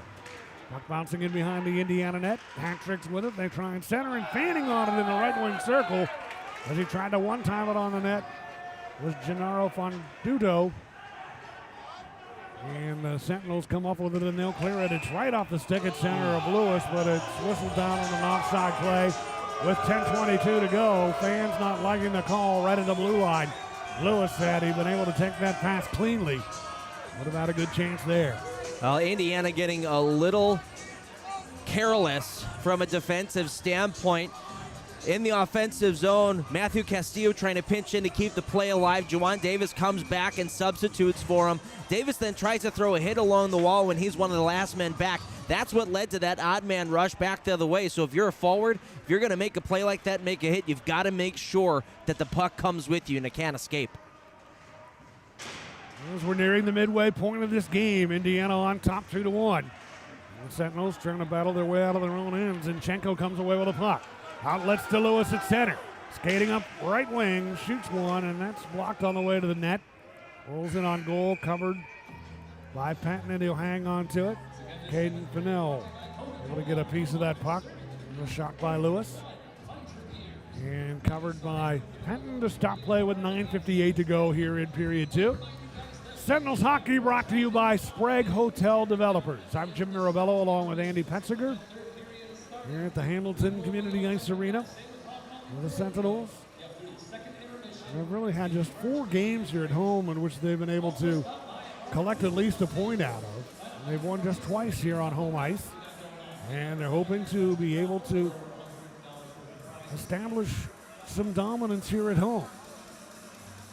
And they've got a 5-game homestand starting here tonight and tomorrow against Danbury, and then Fort Huron comes in next weekend. Yep. And the Sentinels without Ryan Glazer, serving his 8-game suspension that occurred from an incident in Port Huron on the 24th of January with Reggie Millette. Glazer on the shelf right now, 14 goals, 3 assists, 17 points, 31 minutes in penalty time. In 16 games with the Sentinels. He's a big part of the power play unit. Yeah. 4 power play goals, 2 game-winning goals on the year for him as well. So the Sentinels will be looking forward to the opportunity to get him back in the lineup when that 8-game suspension expires, ironically enough, when Port Huron is in town next weekend. Yep, that's the hockey gods talking right there. And the face-off will be in the left wing, make that the right wing circle, Indiana territory. Right from the draw, it's chopped wide of the net. It's the hat tricks from the face-off, trying to quickly get it on net. Up with it now and behind the Indiana goal, Sosinski circling with it now. Sosinski on the backhand, carries it out through the near circle. And he'll play it out to center ice to Belfay, who rolls it into Indiana territory. Jonas Lees after the pocket on the left wing side. He's challenged along the far wing. The hat-tricks with some forechecking pressure, but a good anticipation by Zinchenko defensively to step in front of a pass to the point, bring it up, send it through center, and then Terrain up with it. Sends it down deep into Danbury territory. Zinchenko out here on the right wing side, able to slow down the breakout and come away with a puck. Good effort by Zinchenko. He'll head over to the Sentinels bench right now. That's a real good shift for 83. You said it. Great anticipation in the defensive zone to read that pass going up to the blue line. And then another good read right there in the offensive zone, able to steal that puck away and get control back. Wolf to Anderson, and then ahead right wing to Colosso, whose shot was stopped by Penton. The hat-tricks now send it down deep into Indiana territory. Newberg able to play it in behind the Indiana net with 8:39 to go in the second period. Of a 2-1 game that the Sentinels lead here on their home ice. Out to center. With that puck steps Colosso. Up to the top of the left wing circle. Cuts in deep on the backhand. Centers tried to get it through to Volk. Broken up, kept alive though by Pavlov. Long shot. And the glove stop made by Penton, and he hangs on to it. And that'll stop play here with 8:20 to go in the second period. 18-16 shots on goal. And you remember way back to the start of this game when the hat-tricks had a 6-0 shot edge on Indiana. Things have evened up. Actually kind of swung in Indiana's favor since then. And the face-off will be in the left wing circle of the Danbury end. Stick side of Penton. Blake Peavy to handle the face-off. Now he's going to get waved out of the circle. Ethan Esposito will come in to take it. Well, he's going to step over to the right side. And Filip Tomacek is going to come in to handle the draw. Puck played back to the left point. Panavana for Pavlov trying to center. Unable to get it through. Loose puck. And a nice effort by Tomacek to hold it in momentarily, but played out to center. Sentinels with it. Esposito on the move down left wing. A shot wide of the net on the glove side. Off Penton, and the Karam sends that puck out to center and back into Indiana territory. 7:53 to go here in the second period. Sentinels leading it 2-1. And the puck played to center ice. Tomacek with it for Indiana. Esposito cutting to the net. Tomacek tried to feed it through to him, but the hat-tricks are able to anticipate that defensively, and they bring it back to center ice and start into the Indiana end. Right wing side, Rubstov backhands it toward the front of the Indiana net, and Esposito will settle it down now in his own territory and loft it through center. Back down deep into the right wing side, Danbury ice. Pickford back to get it. Long pass taken by Fonduto at center. Knocked away from him. Hat-tricks regain control of it. And steered through center. Eli Rivers able to get a piece of it and dump it down deep into Indiana territory. Terrain behind his own net. Almost passed it in a dangerous spot right up the middle, but the Sentinels able to get to it. And they clear it out through center and into the Danbury end. Juwan Davis giving chase. Davis with some spark out here up front for Indiana. And it's played back down deep into Danbury territory with Davis on the move, pressuring Pickford. In to help out Jordan Croft. Settling things down, can't clear. Castillo reaching high in the air to keep it in. Off to Colosso, who rips one over top of the crossbar. He was open along the top edge of the left wing circle, and he wound up and let a blast go, but too much launch on it. And it went up over the glass and out of play with 6:32 remaining here in period number 2. Indiana on top 2-1. There's a reason why it's important to have guys like what am I looking at? Guys like Dylan Infantino, pardon me, on your lineup, and he and Jakob Wolf. It's plays just like that. He finished his check along the wall, and the hat-tricks player felt him coming, decided to try to flip that up out of the zone. Didn't get a lot on it because he felt the heat coming, felt the check coming, and that puck stayed in the zone, led to that chance by Colazzo. So you start throwing your body around, start throwing checks. The other team's going to take notice that they're going to start fumbling the puck. Sentinels with it. And Zinchenko able to get it out to center ice. That's the kind of thing that pressure could create, those turnovers, and we've seen the Sentinels be victims of that sort of thing, especially throughout the early part of the year. And the Sentinels with it at center. Zinchenko able to dump it down deep into Danbury territory. As we get toward the latter stages of period number 2. Only one goal scored in this period. It belongs to Indiana. And the Hat Tricks, after leading this game 1-0, are down 2-1 with some pressure on the Indiana end. A puck deflected from right in front of the Indiana net by Danbury, wide of the Sentinels goal. And cleared out to center ice by Matthew Castillo. And terrain with it now as the Hat Tricks just dump it right back into Indiana territory. Pickford trying to come up with it near the blue line, but Terrain gets there first. Headman pass, Esposito right wing. Trying to get around him, and he's hauled down. Fans wanting a penalty. None called as Fennell converged and hauled down Esposito, and the puck cleared by the Hat Tricks deep into Indiana territory. And this will be an icing call against Danbury. Esposito almost able to get around Caden Fennell, and Fennell might have got a little bit of a break there to not be getting sent off. Well, I can see now why I was so confused why I couldn't find Dylan Infantino on my sheet. He wears 89 on the road. He's wearing 11 here at home. So equipment manager Joey Robb is giving me a run for my money. Trying to confuse me. Dylan Infantino, he's played in 30 games this year for Indiana. 30 out of the 36 for Indiana so far. Here are the Sentinels trying to get it toward the front of the net from the faceoff. Tomacek trying to get it settled down, but it's knocked away. Panovanov keeps it in. Ivan Panovanov with a lone goal of the second period put it toward the net. It was blocked. And with it now, clearing is Pickford out to center ice. 4:37 to go here in period 2.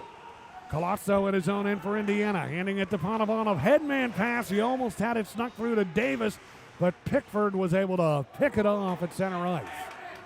Boy, that would have been a beautiful feed. Davis up with it now. That's center. 3 men back. He'll put on the brakes left wing side. Cross ice pass off the stick of Colosso. He'll gather it in off the right wing boards. Colosso attempting the center, but broken up by Tukane. And the Hat Tricks with possession of the puck. Cleared to center ice by Maxim Maziarchuk. And it goes up over the Glaxon out of play now with 4:05 to go in the second period. Indiana 2 and Danbury 1. Well, the question now is, did that puck go directly out of play?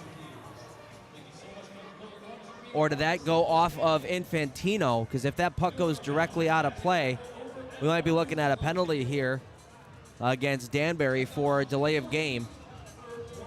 Possible power play chance here for the Sentinels. Officials conversing.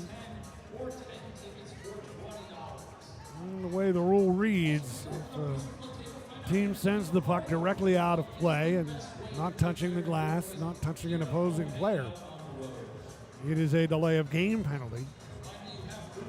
And it has been a relatively penalty-free game. Each team has had one power play chance. Each power play chance came in period number 1.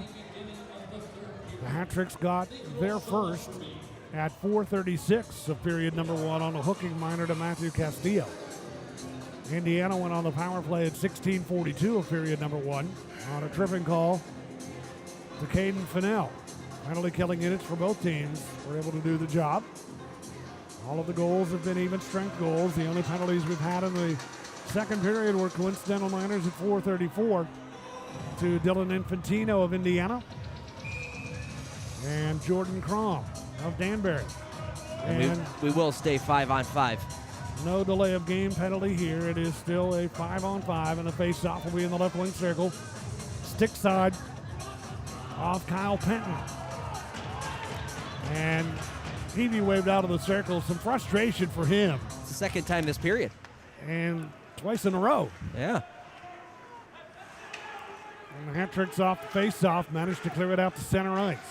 They get to it at center. Left wing Indiana territory. Here's Fondudo shooting it in deep in behind the Indiana net. Sentinels come up with it. Cleared ahead by Castillo, and it might have gotten caught up in the uniform of one of the Hat Tricks, and the whistle stops play, and they'll call for a face-off in the Indiana end. Left wing circle, Sentinels territory, stick side. Off Chris Kerr.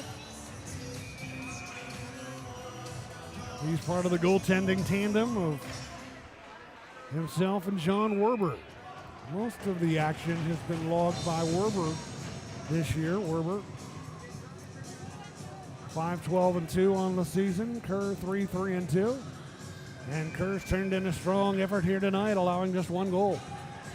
And as I said, he was great against Danbury back on Friday last week. 32 saves on 34 shots against these hat tricks, and he was particularly good in the latter stages of the third period and in overtime. Esposito after the puck, right wing side of his own end.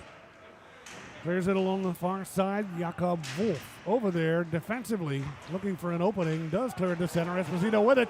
One-on-one. He's got Terrain cutting to the net. Esposito in with a shot, and that's wide of the net. And goes up over the glass and out of play.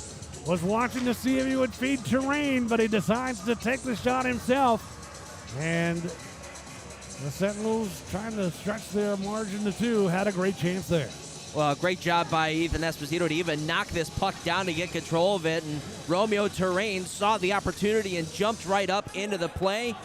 Esposito couldn't really settle that puck down as soon as he got it. And it was rolling on him over the blue line and down to about the circles. He elected to just take the safe play and take the shot on net, and it whistled wide. Ethan Esposito, this is a pretty good goal-scoring touch. He's got 9 on the year for Indiana. In 32 games in the Sentinels uniform this year.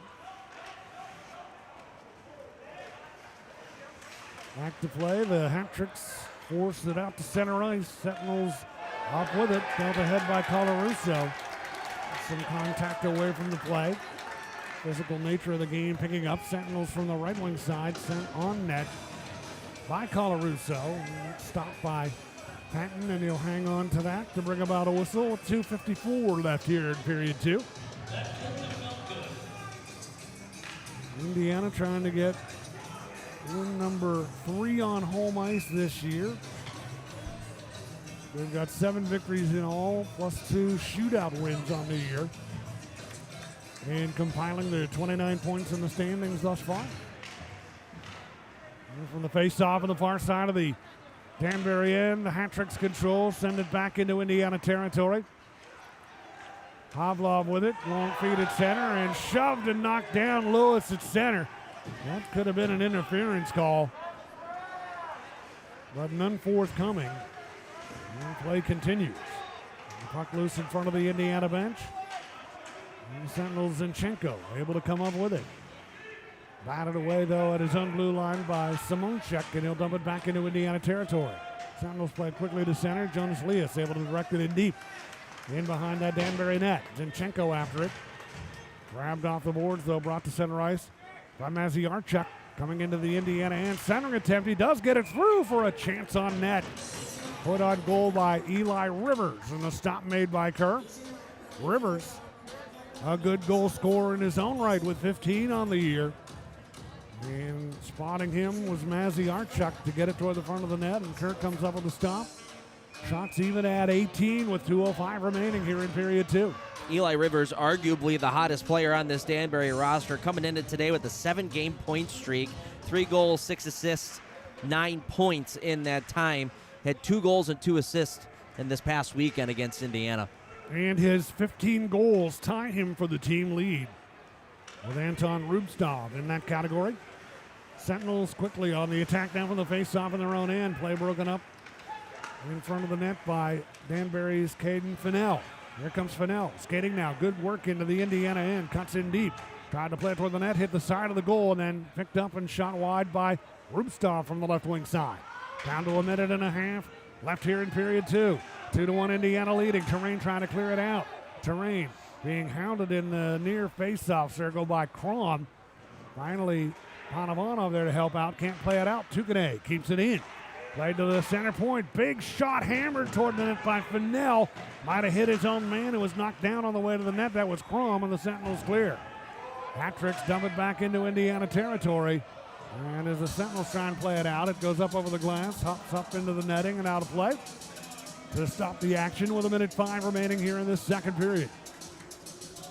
Well, we talk about it often. Any goal that happens under the 5-minute mark of any period are huge momentum shifters. So you want to be on your toes and make sure you don't give up a goal here with 1:05 left to go on the clock.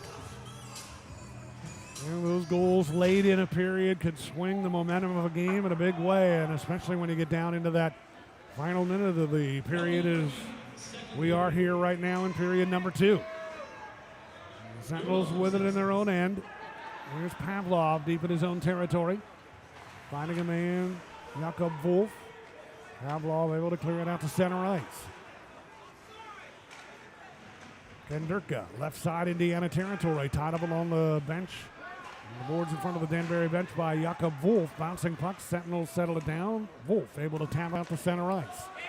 29 seconds now to go here in period 2 as the hat-trick stump it in behind the Indiana net. Ivanov back after it, out to Wolf at center. Skates toward the blue line and then lifts one in the air that comes down toward the net and is stopped and held on to by the goaltender Penton, who ran into a traffic jam in front of his own net as the sticks came up as Penton was converging on that puck that was lobbed his way through the air. He was able to camp under it, snag it as the players came toward the area in front of the net. Jakob Wolf right in the middle of all of that with 16 seconds to go. Well, Wolf doing what he's supposed to do. I mean, he did the right thing. He flipped that puck on net, and all he did was follow the puck to the goal. I mean, the goaltender comes a good 3-5 feet outside of his crease. You want to stop on the puck in case he fumbles it and it drops. And Danbury didn't like that Wolf had gone hard to the net. And that's a heads-up play by Wolf, creating a Yeah. scoring chance in kind of an unconventional fashion by just lobbing the puck through the air. Now, Jakob Wolf is going to be the only one getting a penalty here. I know the goaltender, Penton, ended up going down. It didn't look to me like there was any contact between he and Wolf. It looked like it was just contact after there was some wrestling in front of the net. Wolf didn't actually hit Penton. And Wolf had come pretty well out of the crease, out toward the area in between the face-off circles to get to that puck. I'm not sure how Indiana's the only one getting a penalty here. So it comes with 16.5 seconds left in the second period, and the face-off will be in the Indiana end. Glove side of Kerr. Frondudo to take the draw for Danbury against Jonas Lees. Big part of the game right now, big face-off. Lees able to draw it to the near boards, and the Sentinels get to it. Can they clear it out? 9 seconds to go. It sits loose along the side of the net. Panavanov with it, trying to play it out. Kept in by Crom, fakes the shot, centers for a chance, blocked. Diving out to block that shot for Indiana. Put his body in front of it on the shot by Kandurko. Sacrificing himself and getting up slowly for the Sentinels is Ivan Panavanov, as the hat-tricks going to the power play created a scoring chance there. And an excellent job by Panavanov. And you hold your breath because he's one of just 5 defensemen in the lineup tonight for Indiana. Well, what a phenomenal play by Panavanov to sell the body, get that block shot. That was a huge block. There was a lot of space for the defenseman to walk down and wire that puck on net. I mean, it was very similar to the goal that Panavanov had scored earlier in the period, and he laid down, blocked that shot. He ate it, might have taken it right in the stomach. It's really not too much protection from about the ribs down.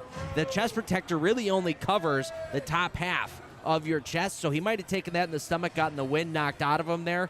Hopefully we'll get to see him come back and be pretty fresh. But that's a great play, and you could tell the bench loved it. Everybody up, tapping their sticks on the bench after that block by Ivan Panavanov. And it all came off a face-off in the Indiana end with 16.5 seconds to go in the period. And the hat-tricks hoping for one more scoring chance before the period ended on the power play, and they got that chance as Caden Kandurka took a shot that Panavanov was able to block. And the penalty went to Indiana's Jakob Wolf at 19:43. He got a 2-minute minor for unsportsmanlike conduct. So that created the power play opportunity for the hat-tricks that will carry over into period number 3. So we just talked about it, how important those goals are. In the final minute of a period, they're just as big in the opening minute of a period, too. And Danbury will have the power play to start the third. Well, we saw in the first period and in the second period how that opening shift really sets the tone. Both times, Indiana with really good first shifts set the tone, and they dominated that second period for a majority of it. First period was a little give and take, but we saw the offensive prowess come back for Indiana in that first period. It was all over in that second period as well, so it's important to start off on the right foot in the third period. They'll be down a man. I will say one thing. Danbury on the power play gives up a lot of chances shorthanded. Indiana had plenty of odd man breaks shorthanded last weekend, so on fresh ice, we'll see if the same happens for Indiana here. Danbury's power play checks in at an anemic 14% on the year. Indiana on the penalty kill, 78% success rate on the PK. And they will have a minute and 44 seconds of time to kill when period number 3 begins. Shots on goal through 2. 19 shots on goal for Danbury, 18 for Indiana. Hat tricks with 13 in the first, 6 in the second. Indiana 7 in the first and 11 in period 2. Lone goal of period number 2 was a beauty, scored by Ivan Panavonov. He nets his third of the season at 4:44. Vlad Pavlov and Bo Zinchenko assist to give Indiana a 2-1 lead, and even strength goal, 4:44 the time. The Sentinels fell behind in this game in period number 1 at 12:21. Opening the scoring was Caden Kanderka, who scored his 7th goal of the season. Caden Fennell assisting on it. That's the lone assist, 12:21 off period number 1 to give Danbury a 1-0 lead. Indiana, though, is able to bounce back and get one late in period number 1, 15:41 the time. Dalton Anderson registered his 4th goal of the season. Nice pass by Jakob Wolf to set him up. Wolf gets the first assist on the goal. Vlad Pavlov the second assist on that goal. An even strength goal to tie the game at 1, and that's how the first period ended. 1-1 the score after 20 minutes, and then the Sentinels with a lone goal in period number 2, scored by Panavonov. Indiana is 0 for 1 on the power play, and Danbury is 0 for 2, but they will have a minute and 44 seconds to work with on their second power play chance when the third period gets underway. Danbury knows they still are relatively in the chase for a playoff spot, trying to get into that number 4 position in the Empire Division, and they know that each point is precious here as we head through the middle point of February and start steering our way toward flipping the calendar into March. You hit the nail on the head. I mean, points at this time of the year are as good as gold. You don't want to be the team that looks back at February or March and say, man, we really left some points on the table in this weekend. We really could have pulled out a couple more wins here, and here. So you're going to see a very determined Danbury squad in this third period trying to win this game in regulation to get the full 3 points. They are trying to catch up to the Blue Ridge Bobcats, who are hot right now, 7-1-2 in their last 10. And Blue Ridge is hot on the heels as well of third place Topeka in the Empire Division. So there'll be definitely some interesting races to watch in both divisions as we head toward the latter stages of the 2025-2026 Federal Prospects Hockey League season. And will the Binghamton Black Bears three-peat? They have won the last 2 years in a row. They certainly look to be the odds-on favorite right now to do that, but you've got some teams right now that are scorching hot. Columbus comes to mind, and Athens as well. It'll be interesting to see what happens once we get toward playoff time. It was fun to watch the Athens Rock Lobsters and the Monroe Moccasins straight punches last weekend. I mean, that was 2 overtime games, and those are 2 teams who you know, you were mentioning it, are extremely hot, or at the very top of the Continental Division. So they were a lot of fun to watch last weekend. And when it comes down to playoff time, whatever happens in the regular season, as soon as you get into the playoffs, goes by the wayside. It doesn't matter anymore. When they say that the playoffs are a brand new season, playoffs are a brand new season. Doesn't matter if you had 1,000 wins or if you had one. It's completely brand new, totally fresh slate. And we've seen it happen, and it happens across all sports, where you get a team that just cruises like a bulldozer on high octane throughout the regular season, and then you get into the playoffs and things change. So you think back to the Tampa Bay Lightning. They had a record-setting season about, oh goodness, that had to be about a decade ago or so now. And they ran into the Columbus Blue Jackets, the very last seed in the Eastern Conference, and got swept by Columbus in 4 straight games. And it really wasn't even close. Columbus really wiped the floor with Tampa Bay. So, like you said, any given day, it can happen. we should have a great third period coming up between these two teams who've been battling hard all night here tonight. The Sentinels, after 40 minutes, have a 2-1 lead over the Danbury Hat-Tricks. Sentinels hockey is brought to you by Sprague Hotel Developers. Third period comes your way in just a bit. Sentinels 2, Hat-Tricks 1 on the Sentinels Hockey Network.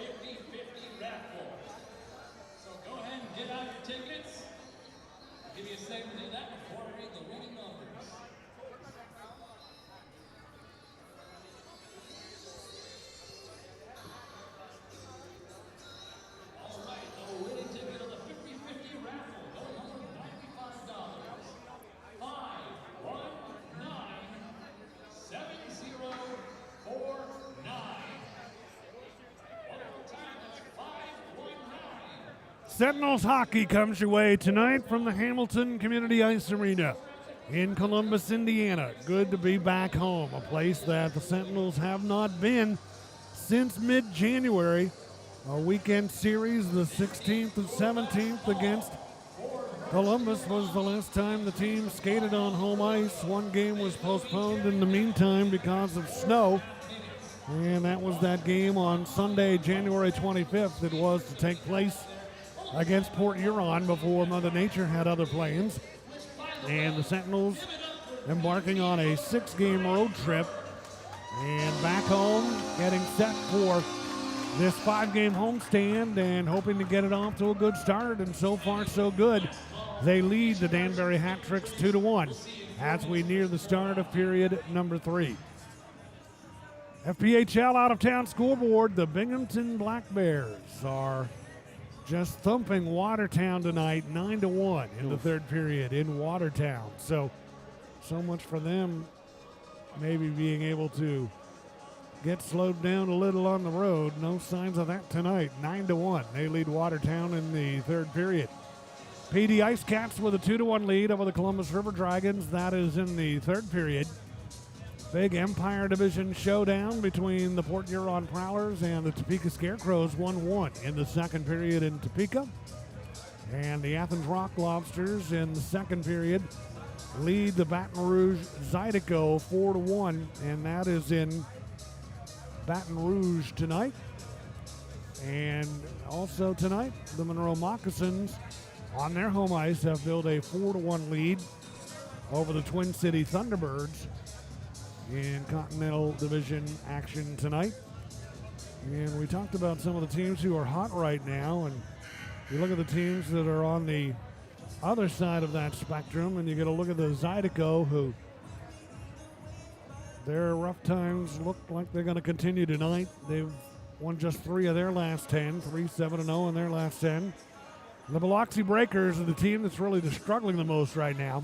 They've lost 11 in a row, and they've compiled just 18 points in the standings to hold the bottom spot in the overall FPHL standings. Hottest team in the league right now, the Columbus River Dragons. They have won 11 straight to move within a chance of the top spot in the Continental Division. 5 points behind Monroe, 6 points behind Athens to start the night tonight.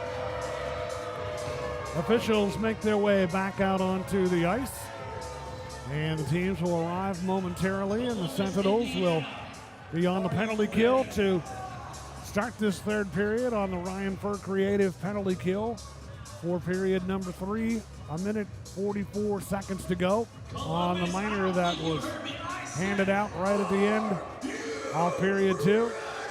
Unsportsmanlike conduct. Jakob Wolf. Second power play chance for the Hat Tricks. And we'll see if Ivan Panovanov is able to get back out here and healthy and strong.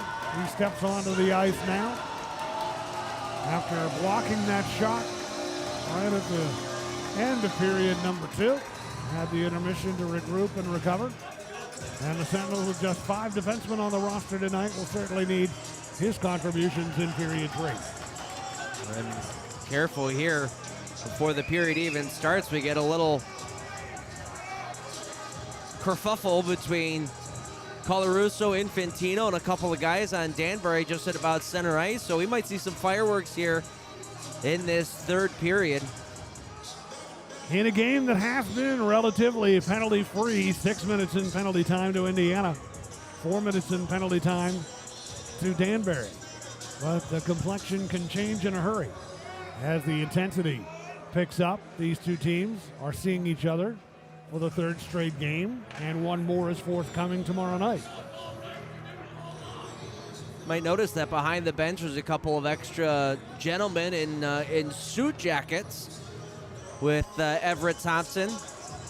To the left of Everett Thompson, that's Cam Yarwood, who is I believe he's on the injured reserve right now. He should be joining the team and getting into equipment here in a little while.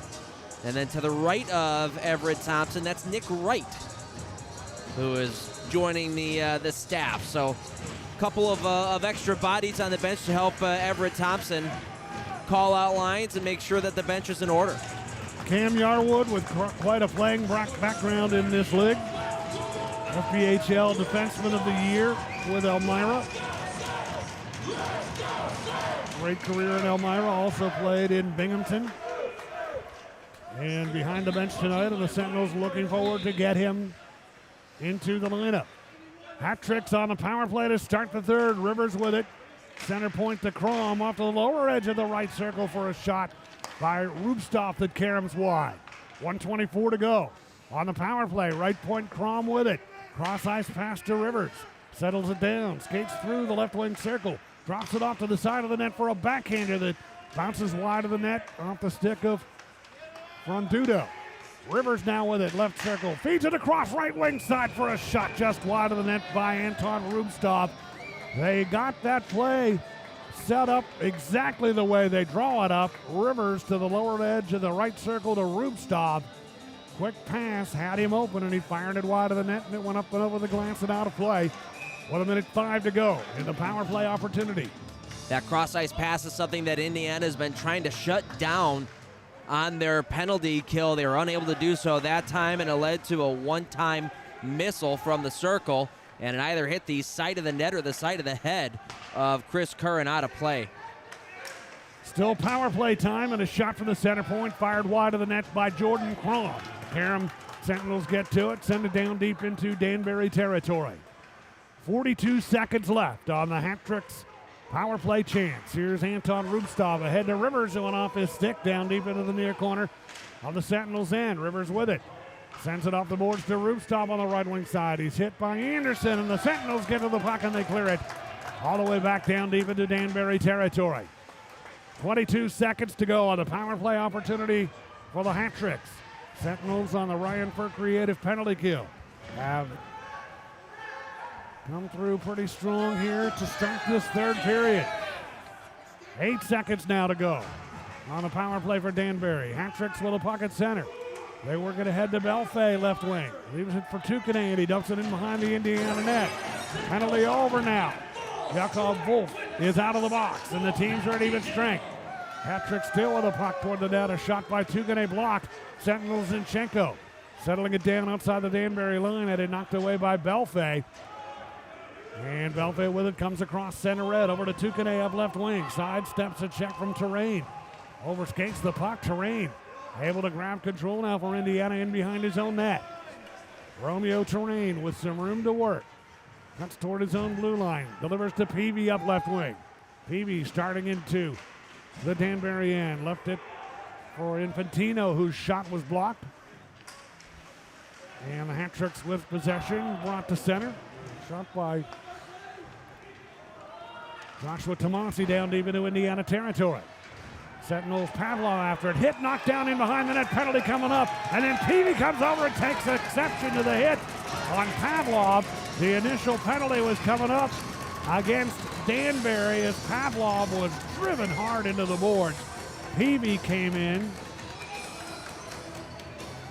and had something to say about that to Joshua Tomasi. I believe the man it was who put him into the boards. And things have calmed down now. The initial penalty was coming up against Danbury.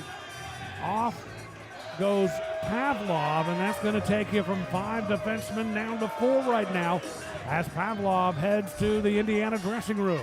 Well, that's one of those plays where you've got a power play. You don't you might not want to see somebody jump in and negate the power play for you, but your team captain is standing up for a guy who just got bulldozed into the wall.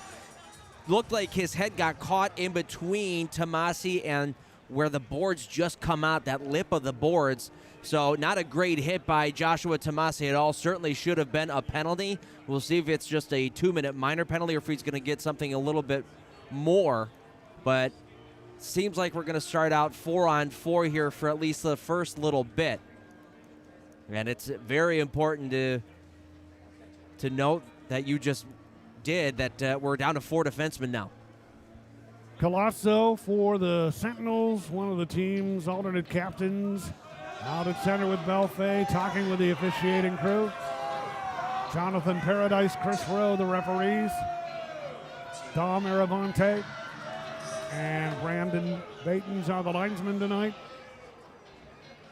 And they've got 2 minutes on the board against Danbury. Milan Brezko is in the box. Peavy is in for Indiana. Well, they just took Peavy's penalty off the board. So Peavy might be gone for 10 minutes as here comes Pavlov back onto the ice. Good to see Pavlov back out here. And he gets a hand from this crowd as he skates onto the bench from the locker room entranceway. So looks like it's going to be a 5-on-4. We're going to have the power play, the Haas Insurance power play coming out for the Sentinels, but that might also mean that we lose Peavy for a significant period of time if his penalty's not up on the board. Face-off coming up in the left wing circle of the Danbury end. Indiana will have Jakob Wolf take the draw. Josh Newberg will stand in against him. Hat-tricks need to get somebody else in the penalty box, and now they do. Joshua Tomasi in there. So 2 hat-tricks in the box, 1 Sentinel. Tomasi and Brezko for Danbury. And Peavy for Indiana. So I'm going to go ahead and assume then we've got 5 minutes for both Peavy and for Brezko. And Tomasi is going to serve the 2-minute minor for Brezko. Now they're going to put 4 minutes on the board against Danbury, 2 to Indiana. Boarding was the initial call against Brezko. So he got a boarding minor and a roughing call handed out to Peavy. So 4 minutes to the hat-tricks, 2 to the Sentinels, and it's a Haas Insurance power play. Indiana trying to add to a 2-1 lead. Zinchenko on the move to Esposito, off to Konovanov near the left point. His shot blocked on the way to the net. 1:28 to go in the Haas Insurance power play chance. Sentinels after the puck on the move, attacking left to right here in the third. Hat-tricks able to get to the puck in their own end. Newberg, good work on the penalty kill. Sends it through center and back into the Indiana end. 1:10 to go on the power play time for the Sentinels.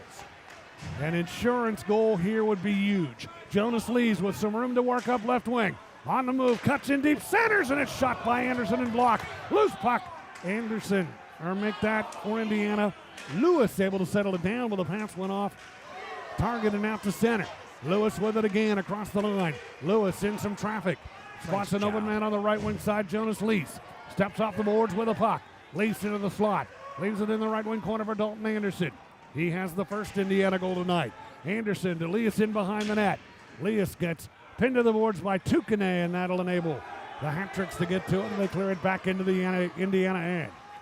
26 seconds to go on the power play time. Here comes Romeo Terrain through center.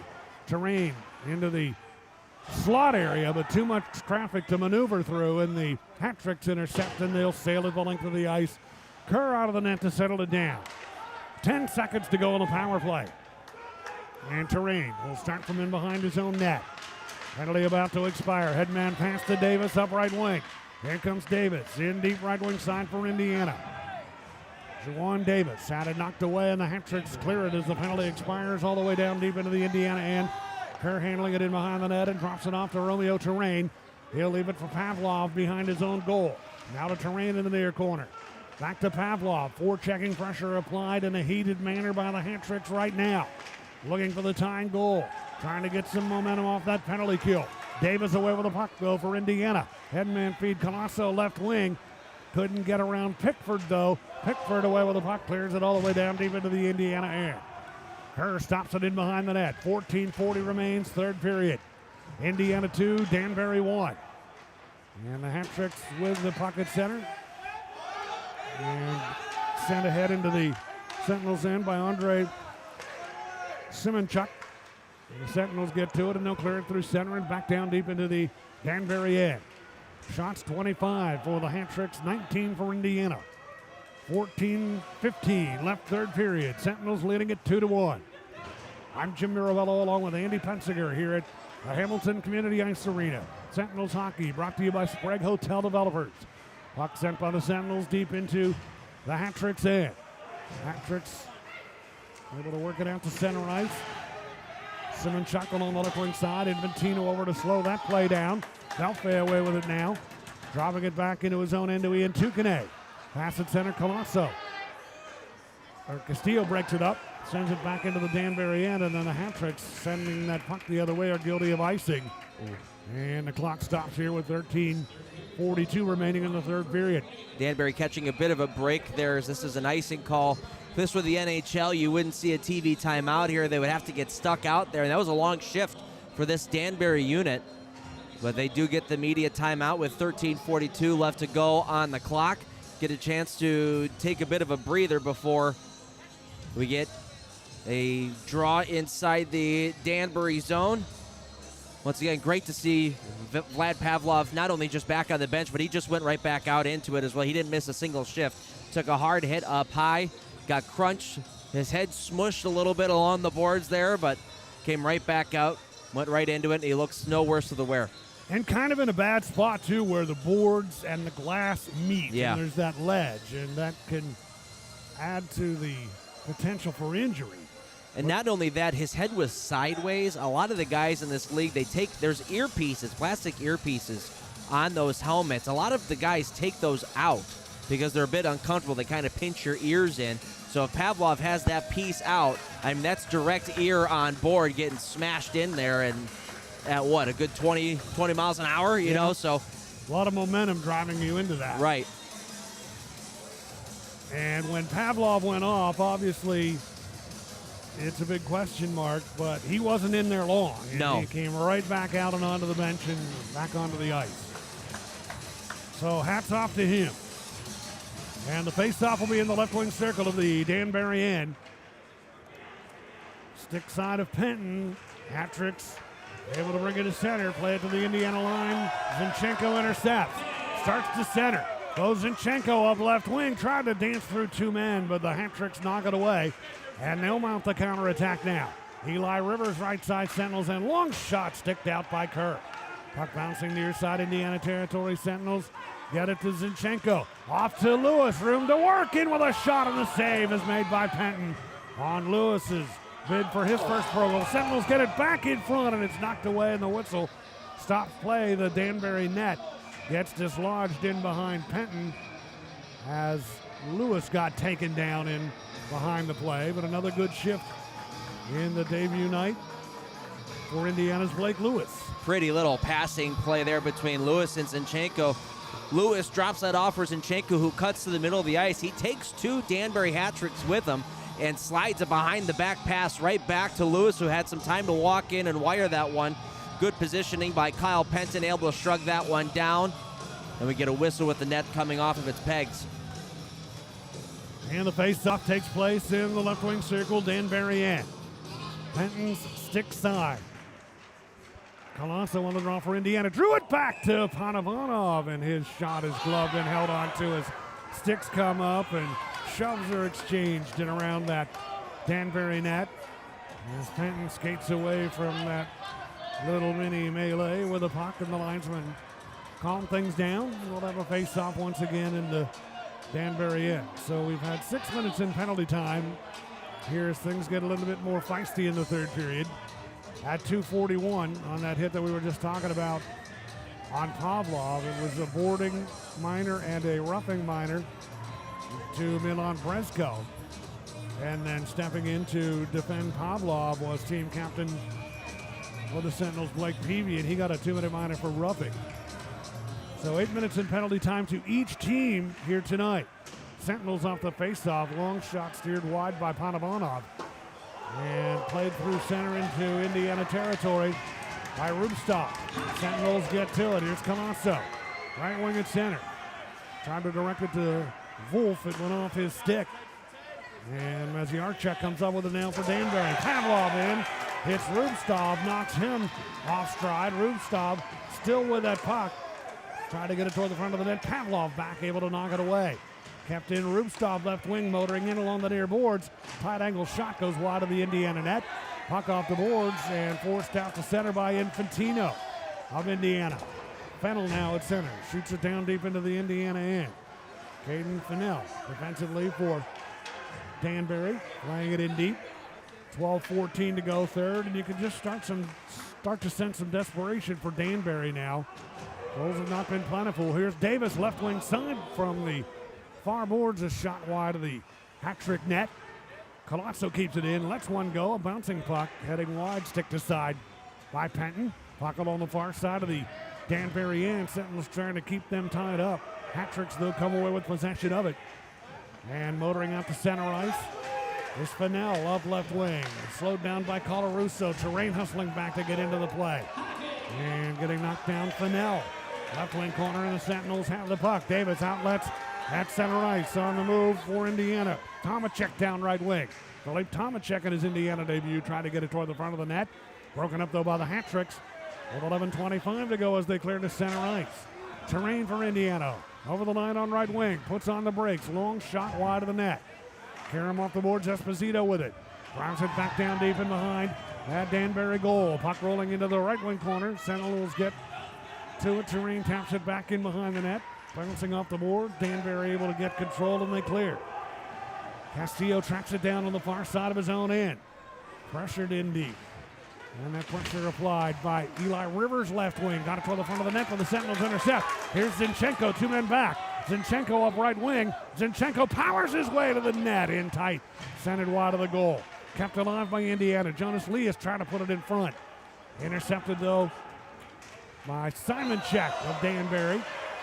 And the player has broken a stick, and we've got a penalty coming up here.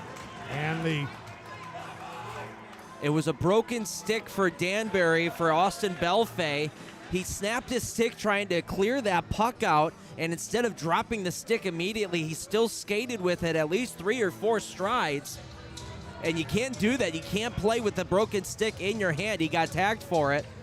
I believe it's going to be a delay of game penalty, but it's going to be a power play, another Haas Insurance power play for the Indiana Sentinels with 10.5 to play in the third. Rulebook states you break your stick, you've got to drop it right away. And those are the kind of penalties you cannot be taking in the third period of a 2-1 game when you're down. So delay of game is the call. It'll be a Haas Insurance power play for Indiana.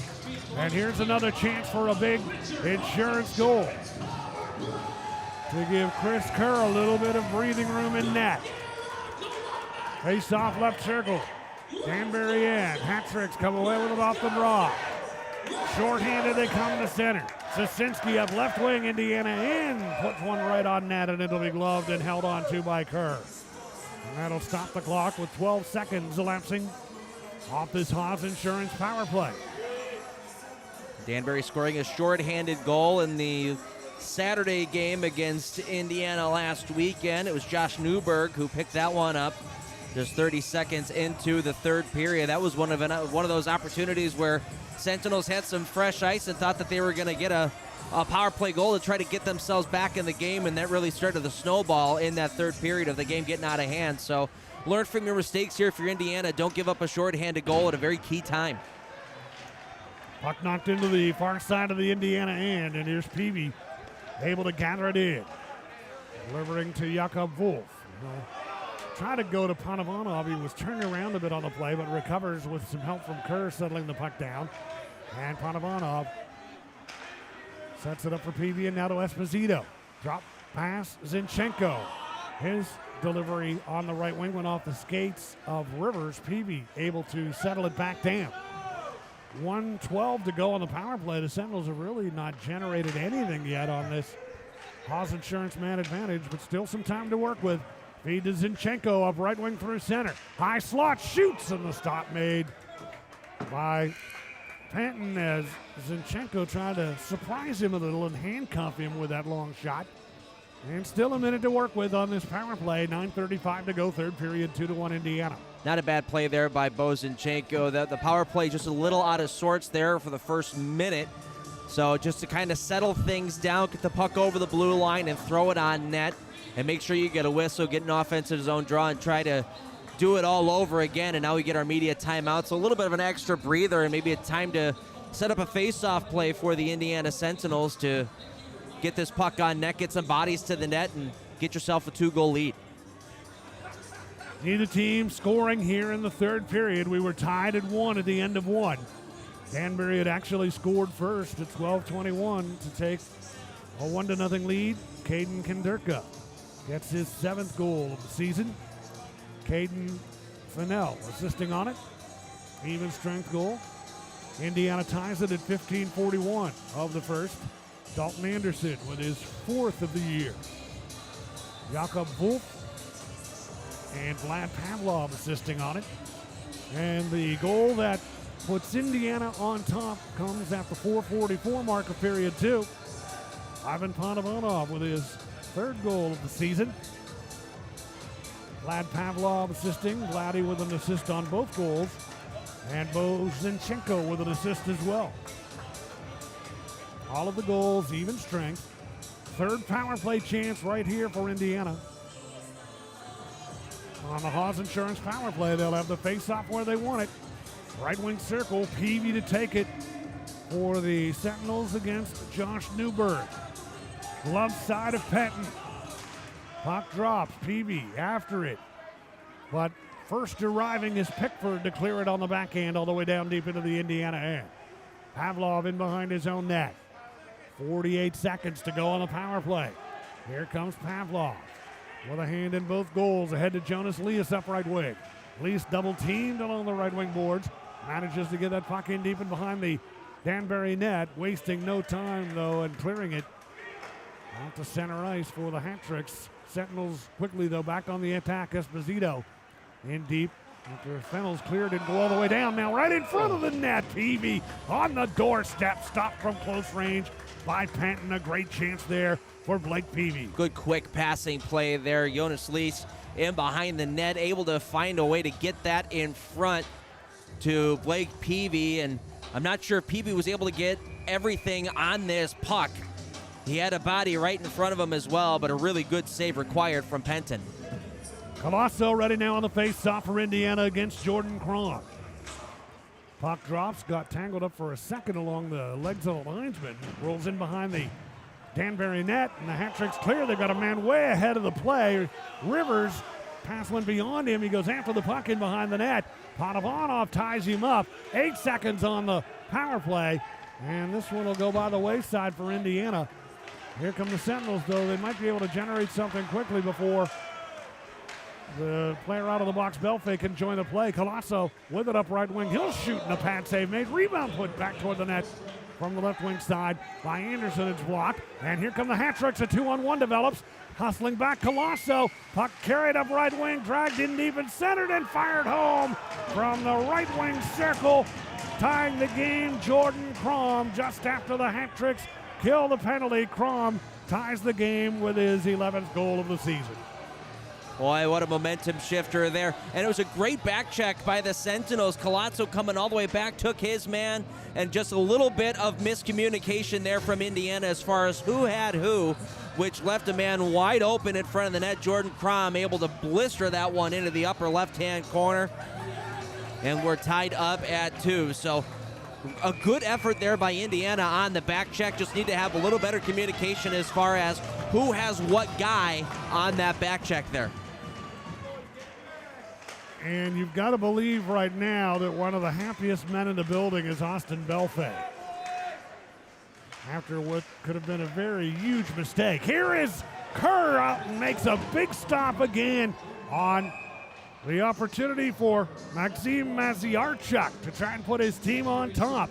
And Kerr able to make the stop and play stops here now with 7:57 to go in the third period. Belfay got whistled off on the delay of game call for failing to drop his broken stick, putting his team shorthanded and down 2-1 midway through the third. But the hat tricks not only kill the penalty, but come right back and tie the game. Well, remember that save if Indiana comes back to win this game. That's a huge stop from Chris Kerr just mere seconds after Danbury had come down and tied the game up. If they come back the next shift and they're able to pot another one in, momentum is completely shifted over. So huge stop there from number 37. And he's made some big ones here tonight. He has faced 29 shots, stopped 27 of them. And that one certainly deserves an asterisk beside it. From right in tight, an opportunity for Maziarchuk, Belarus native, to try and give his team their first lead since period number one. And the hat tricks sensing some new life here in this third period, and they've got the puck on the right wing side of the Indiana end. Caden Kendurko hit by Panovanov. Puck knocked forward by Peavy, and out to center ice it goes. Zach Demare trying to play it in deep, couldn't do it. Peavy comes away with the puck, leaving it for Lewis, trailing the play on right wing. Hat tricks hustling back, though, to prevent that play from developing into anything more. Peavy steals a clearing pass, shoots, blocked, comes to Panovanov, left point, his shot blocked. Panovanov with it again to Peavy, outside the left wing circle. A little bit off balance, and that'll enable Pickford to get to the puck. He tries to clear. He does get it to center ice. And hustling toward the net, Kendurka. Panovanov over to cover him as it's shot wide by Demare, wide of the Indiana net. Loose at center ice, Colosso for Indiana, unable to deal it forward. Taken by Belfay, left wing, long shot, might have been heading wide, but out to scoop it up and take no chances is Kerr. He'll hang on to it with 6:45 now left in the third period of a 2-2 game. Indiana has been involved in a ton of one-goal games this year, and another one here tonight. When it comes to those one-goal games, they are 3, 5, and 4 on the season. And we talked earlier in the hockey game about the defense for Indiana getting active in the offensive zone. Tie hockey game nearing the 6-minute mark of the third period. You have to be 100% sure, if you are a defenseman, that you are going to get to that puck if you're going to pinch in the offensive zone. So have to be very, very careful from here on out. Puck at center ice, and for Danbury, Simonchuk able to play it ahead toward the Indiana blue line. For the Sentinels, Philippe Tomacek dumping it into the hat trick's end. Brought to center ice now. Tukane on right wing. Into the Indiana end. Cross ice feed to Belfay. Way off balance. Sends one well wide of the Indiana net. Puck on the right wing corner. Dug free and centered to Tukane. A shot blocked. The Sentinels get that puck out of danger to center ice. And for Danbury, the hat tricks with the momentum here in this third period. Trying to reclaim the lead. Left wing side Indiana territory. Rubstov putting it toward the front of the net. Bouncing puck in dangerous territory, and the Sentinels having a hard time getting to it. Finally, they do. Zinchenko can't clear it out. Kept alive, dumped in deep in behind the Indiana net by Maziarchuk. Finally, the Sentinels get to it. They hammered all the way down deep, and a good hustle by Juwan Davis to negate the icing call. Well, the hat tricks come away with the puck. Rubstov to the Indiana line. Off to the right wing side. Newberg trying to center. It's blocked. Caroms into the near corner Indiana territory. Juwan Davis has it for the Sentinels. Davis rolling it slowly through center ice. Maziarchuk comes up with it there. Anderson slows him down at center. 4:50 remaining. Third period tied at 2. And now Sosinski with the puck, dumping it down deep into the Indiana end. Goes after it himself, puts it in front, look out here, and shot just wide of the net on a chance that developed quickly in front for Zachary Demare. The Sentinels really running around on their own end, and Danbury has scored They had a man stationed into the slot area right in front of the net, deflecting home the shot from the point. And the Hat-Tricks have climbed on top 3-2, I believe. Zach Desmarais touched it last in front of the net. But Danbury, with 4:30 remaining in the third period, is on top now 3-2. You mentioned it, Indiana just running around in their own zone, unable to get that puck out. This puck changes directions right out in front of the Indiana net. And I'm not sure if it hit Desmarais in front of the net or if it went off of Richie Colarusso, who was the defenseman in front. But either way, this puck goes into the back of the net. Danbury has a 3-2 lead, and Everett Thompson is livid on the Sentinels bench. Jordan Crom with a goal that tied the game for Danbury at 11:46. Eli Rivers and Ian Tukane assisting on it. An even strength goal that came right after Danbury had killed a Sentinel penalty, or killed a Sentinel power play opportunity after the Belfay call for playing with a broken stick. They've awarded the goal to Austin Pickford. He'll be credited with that goal for Danbury at 15:30. And they've scored again down the left wing side. The Hat-Tricks have taken a 2-goal lead. And a play that just really developed out of nowhere for Eli Rivers on the left wing side. Rivers ribbing it toward the net, and Rivers getting now his team-leading 16th goal of the season to put Danbury on top 4-2 with 4:15 remaining here in the third period. Well, Eli Rivers stays hot. That's his second point of the hockey game. First goal, got an assist on the first goal here in the third. That tied it up from Jordan Crom, but Danbury really turning it on. 3 goals in the last 4 minutes of play. Indiana has to find another gear. The goal that put them on top 3-2 credited to Austin Pickford. Assist to Josh Newberg and Caden Fennell. We'll get the scoring, see if there's any assists on the Rivers goal that has them up 4-2. Looks like Fennell's going to get an assist on that goal as well. His 3rd point today. And the roof has caved in on the Sentinels here in the third period. In a very intense, close, hard-fought hockey game. And it's just one that's frustrating to see slip out of your hands late. And see if the Sentinels are still some time to work with. Get some pressure on. Puck to Anderson, right wing circle, his shot. Deflects and goes up over the glass and out of play now with 3:23 remaining in the third period. And the assist does indeed go to Fennell. Rivers from Fennell at 15:47. Even strength to make it a 4-2 Danbury lead. Good setup there by Ivan Panovanov to find Dalton Anderson. Anderson just having to settle that puck down, giving Danbury enough time to jump up on him and get stick on puck there to send that one out of play. So 4-2 with 3:23 left to go in the third period.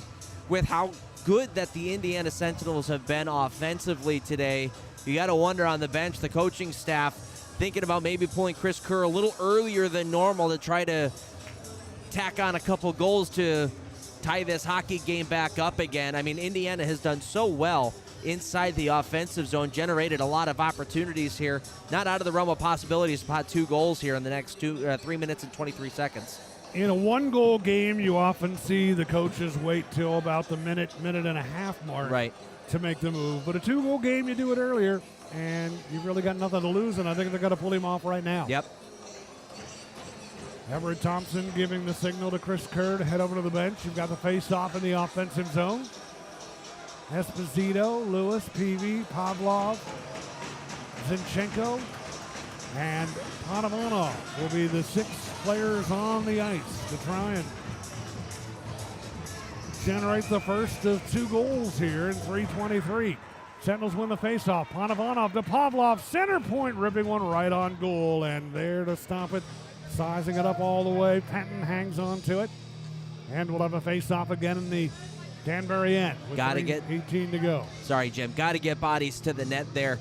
That's too easy of a save for Kyle Penton on a slap shot from the point, and it's a perfect shot, too. It's about kneecap high, perfect for redirections, just no bodies towards the front of the net, nobody getting inside the goaltender's eyes.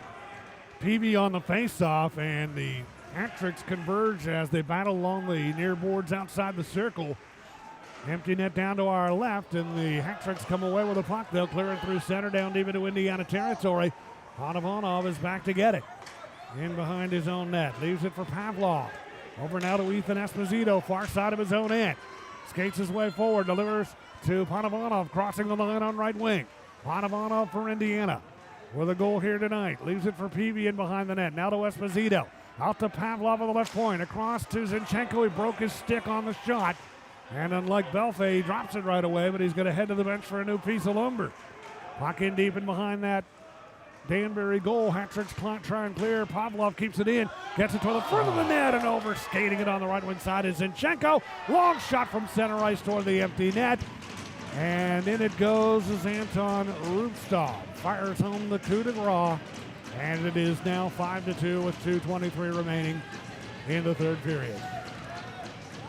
I don't mind the play here from below the goal line. The backhand pass coming from Blake Lewis. However, Bozinchenko, not being a right-handed shot, had to switch his hands over to try to catch that on his backhand. Was unable to do so.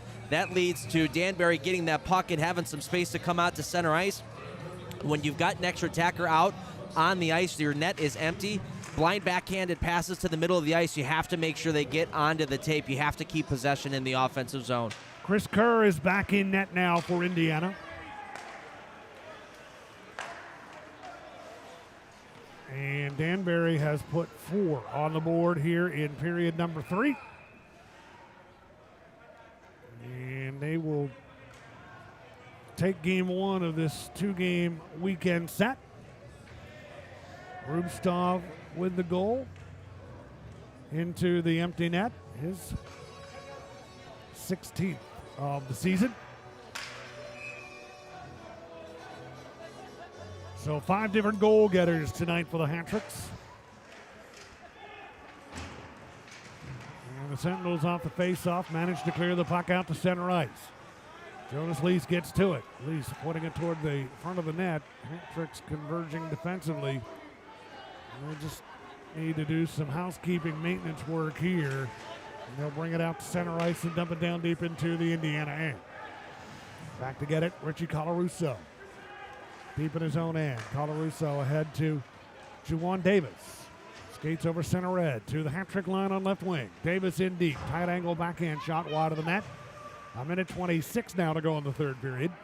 Colasso for Indiana, able to steer it along the boards down deep. Comes to the far side of the Hat-Tricks end. Indiana able to get to it. Ashton Colasso with a puck. Comes free though, and Belfay delivers it out to center ice to Fennell. Indiana territory along the left wing side. Takes a hit from Davis as he tries to center. Shakes it off, maintains control of the puck, brings it to center ice, and lifts it in deep into the Indiana end. Back forward for Indiana. Matthew Castillo clears to center ice. 38-23 are the shots on goal. Pass ahead by Castillo and up Desmarais out at the blue line. That stung him a little, and he'll shake it off. And the play stops here. And they're going to face it off at center circle with 49 seconds left.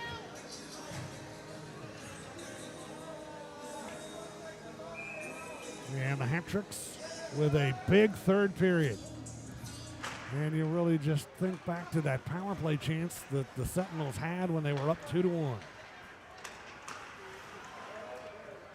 Hat-Tricks come away with a puck, shoot it back down deep into the Indiana end. Pavlov after it, handing it to Volk deep in his own territory. Jakob Volk had a hand in the first Sentinels goal tonight, setting up Dalton Anderson nicely in front of the net to tie the game back in period number 1. Volk playing in his first game on home ice tonight, along with Peavy, for joining the team on the road. Sentinels get it to Pavlov. Center point shoots, blocked, bouncing puck cleared from the front of the net area. Down to 4 seconds to go. Pavlov keeping the play alive. Off to Panovanov, now to Colosso in the high slot, and the horn sounds to bring this one to an end here tonight. And the Danbury Hat-Tricks, trailing 2-1 and shorthanded, kill the penalty, and then reel off a string of 4 consecutive goals, including one into the empty net to win it 5-2. Linesmen and the officials making sure these teams separated center. No doubt the frustrations are boiling for Indiana after the way this went in the third period. They will head off to their dressing room, and they know that they've got to get ready for another game tomorrow night. They've got to face this team again tomorrow. And one of the good things is you do get another chance to get out and redeem yourself quickly tomorrow night. Yeah, you sit there and you take a look at the score sheet. You take away 4 minutes of time between the 8:14 mark and the 4:15 mark of the third period, and you're looking at a Sentinels 2-1 victory here. I mean, it's a completely different hockey game. Indiana took their foot off the gas for that 4-minute span. You had mentioned the power play just before that had expired, where Indiana was unable to get much going on that power play, unable to take advantage of it, and they now go another game without a power play goal. I believe this is now 5 in a row without a power play tally for Indiana. So in a game where you could pick out a lot of positives, they played extremely well in the offensive zone, generated a lot of chances. There was a very good effort up and down the bench. I can't really think of anybody on the lineup who I thought might have had an off day. Got great goaltending from Chris Kerr. It's just that 4-minute span where things really spiraled out of control for the Indiana Sentinels. And Everett Thompson said in the pregame interview today, that's what happens in this league. You take your foot off the gas for at least a little bit, good teams are going to bite you. And teams look for that, and they know that the Sentinels throughout the course of the season have been vulnerable to those lapses at key times. And the Hat-Tricks were able to capitalize on that here in the third period, and it's a shame to see how, you mentioned it, Chris Kerr made some huge saves tonight when this was a one-goal game, and certainly he cannot be faulted for the way that this one went right here tonight in the third. And we just basically summed it up how that stretch of about 4.5 minutes was a nightmare, and it started at the 11:46 mark of the third period when the Hat-Tricks got the tying goal. 11:46, the time of the goal. Jordan Crom tying it up. Eli Rivers and Ian Tukane assisting on it to make it 2-2. And that goal came right after the Hat-Tricks killed off the power play opportunity that the Sentinels had. When you're up 2-1 and you get an opportunity to take a 2-goal lead late in the third period of a low-scoring game. But give the Hat-Tricks and the penalty killers the credit. They were able to shut the Sentinels down and come right out, and after killing the penalty, score the tying goal. That at 11:46, and then at 15:30, the goal that turned out to be the game winner with 4.5 minutes to go in the third period. Austin Pickford with the goal. Josh Newberg assisting, and Caden Fennell assisting also to make it 3-2. And then it goes to 4-2, a 2-goal lead, and then the empty net goal. The goal, Eli Rivers, that put him up 4-2, assisted by Caden Fennell. Even strength, all of those goals, even strength goals. All 5 Danbury goals tonight, even strength goals. And then the empty net goal at 17:38. Anton Rubstov scoring it, his 16th of the season, to give the Hat-Tricks their final goal of the night, and a 5-2 victory. 5 different goal getters: Caden Kanderka, Jordan Crom, Austin Pickford, Eli Rivers, and Anton Rubstov finding the net tonight. And Kyle Penton getting the victory in goal. Penton stops 26 of 28 Sentinels shots on goal. Indiana goals tonight belonging to Dalton Anderson. He scored at 15:41 of the first period to tie the game at 1. Anderson scores his 4th goal of the season. And set up nicely from behind the net by Jakob Wolf. Vlad Pavlov also assisting. Pavlov had a hand in both Sentinels' goals tonight. Pavlov got the first assist on the goal by Ivan Panavanov at 4:44 of the second period that put Indiana on top 2-1. Bozanchenko also assisting on the goal. Even strength goal. And the Sentinels, after trailing 1-0 early, had battled back and carried that 2-1 lead into the third period. They had that power play chance. And that came at 9:27 on the call against Belfay after he had failed to drop a broken stick. And it resulted in a power play for Indiana, leading 2-1. Danbury kills that penalty, rings up 4 consecutive on Indiana, and they get the victory here tonight by a final score of 5-2. Shots on goal, the final totals, the hat tricks 33, and Indiana 28. Sentinels now 7 wins, 24 losses, 4 overtime losses, no overtime wins, 2 shootout wins. With 29 points, they remain 7th in the Empire Division. And the Hat Tricks pick up their 13th win of the season against 20 losses, 5 overtime losses, 2 overtime wins, 1 shootout win. And now 50 points in the standings for them as they try and fight their way into playoff positioning in the Empire Division. And they get a big 2 points on the road here tonight. Final look now at the out-of-town scoreboard around the FPHL. Binghamton Black Bears 10-4 leading Watertown in the third period, 10-4. Binghamton in Watertown tonight. PD Ice Cats on the road against the Columbus River Dragons, 4-3. PD in the lead in the third period in that one. Will the 11-game winning streak come to an end tonight for Columbus? We'll find out if PD can knock them off tonight.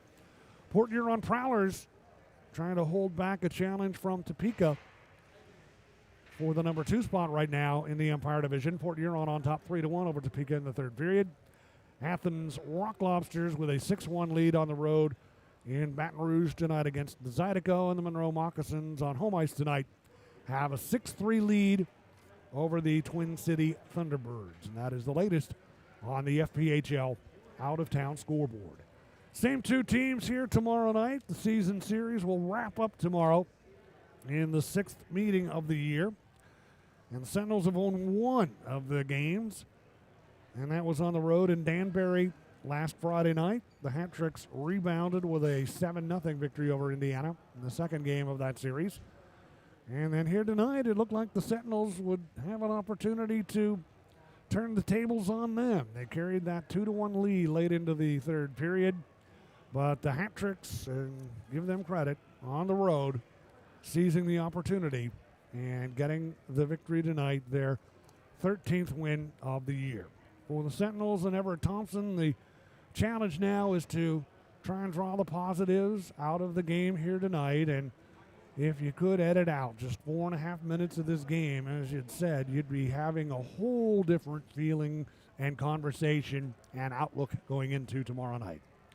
Well, it's one of those things where you have to take a look at the positives. You can't focus on that 4-minute span. It's something you certainly want to talk about and that you want to learn from, but you can't just focus and stick with that 4 minutes and think, well, shoot, can't let that happen again. You know, it's you have to also look at the positives of the game, how well they had played in the offensive zone. They cycled the puck. They moved it from low to high. They were starting to get shots from the blue line through to the net. They were getting bodies to the net in front, creating chances, creating rebounds. So it's one of those things where you take a look at a game like against Binghamton, that Friday game against Binghamton. Everett Thompson had even said, there's really nothing I could say positive about that hockey game outside of our goaltending.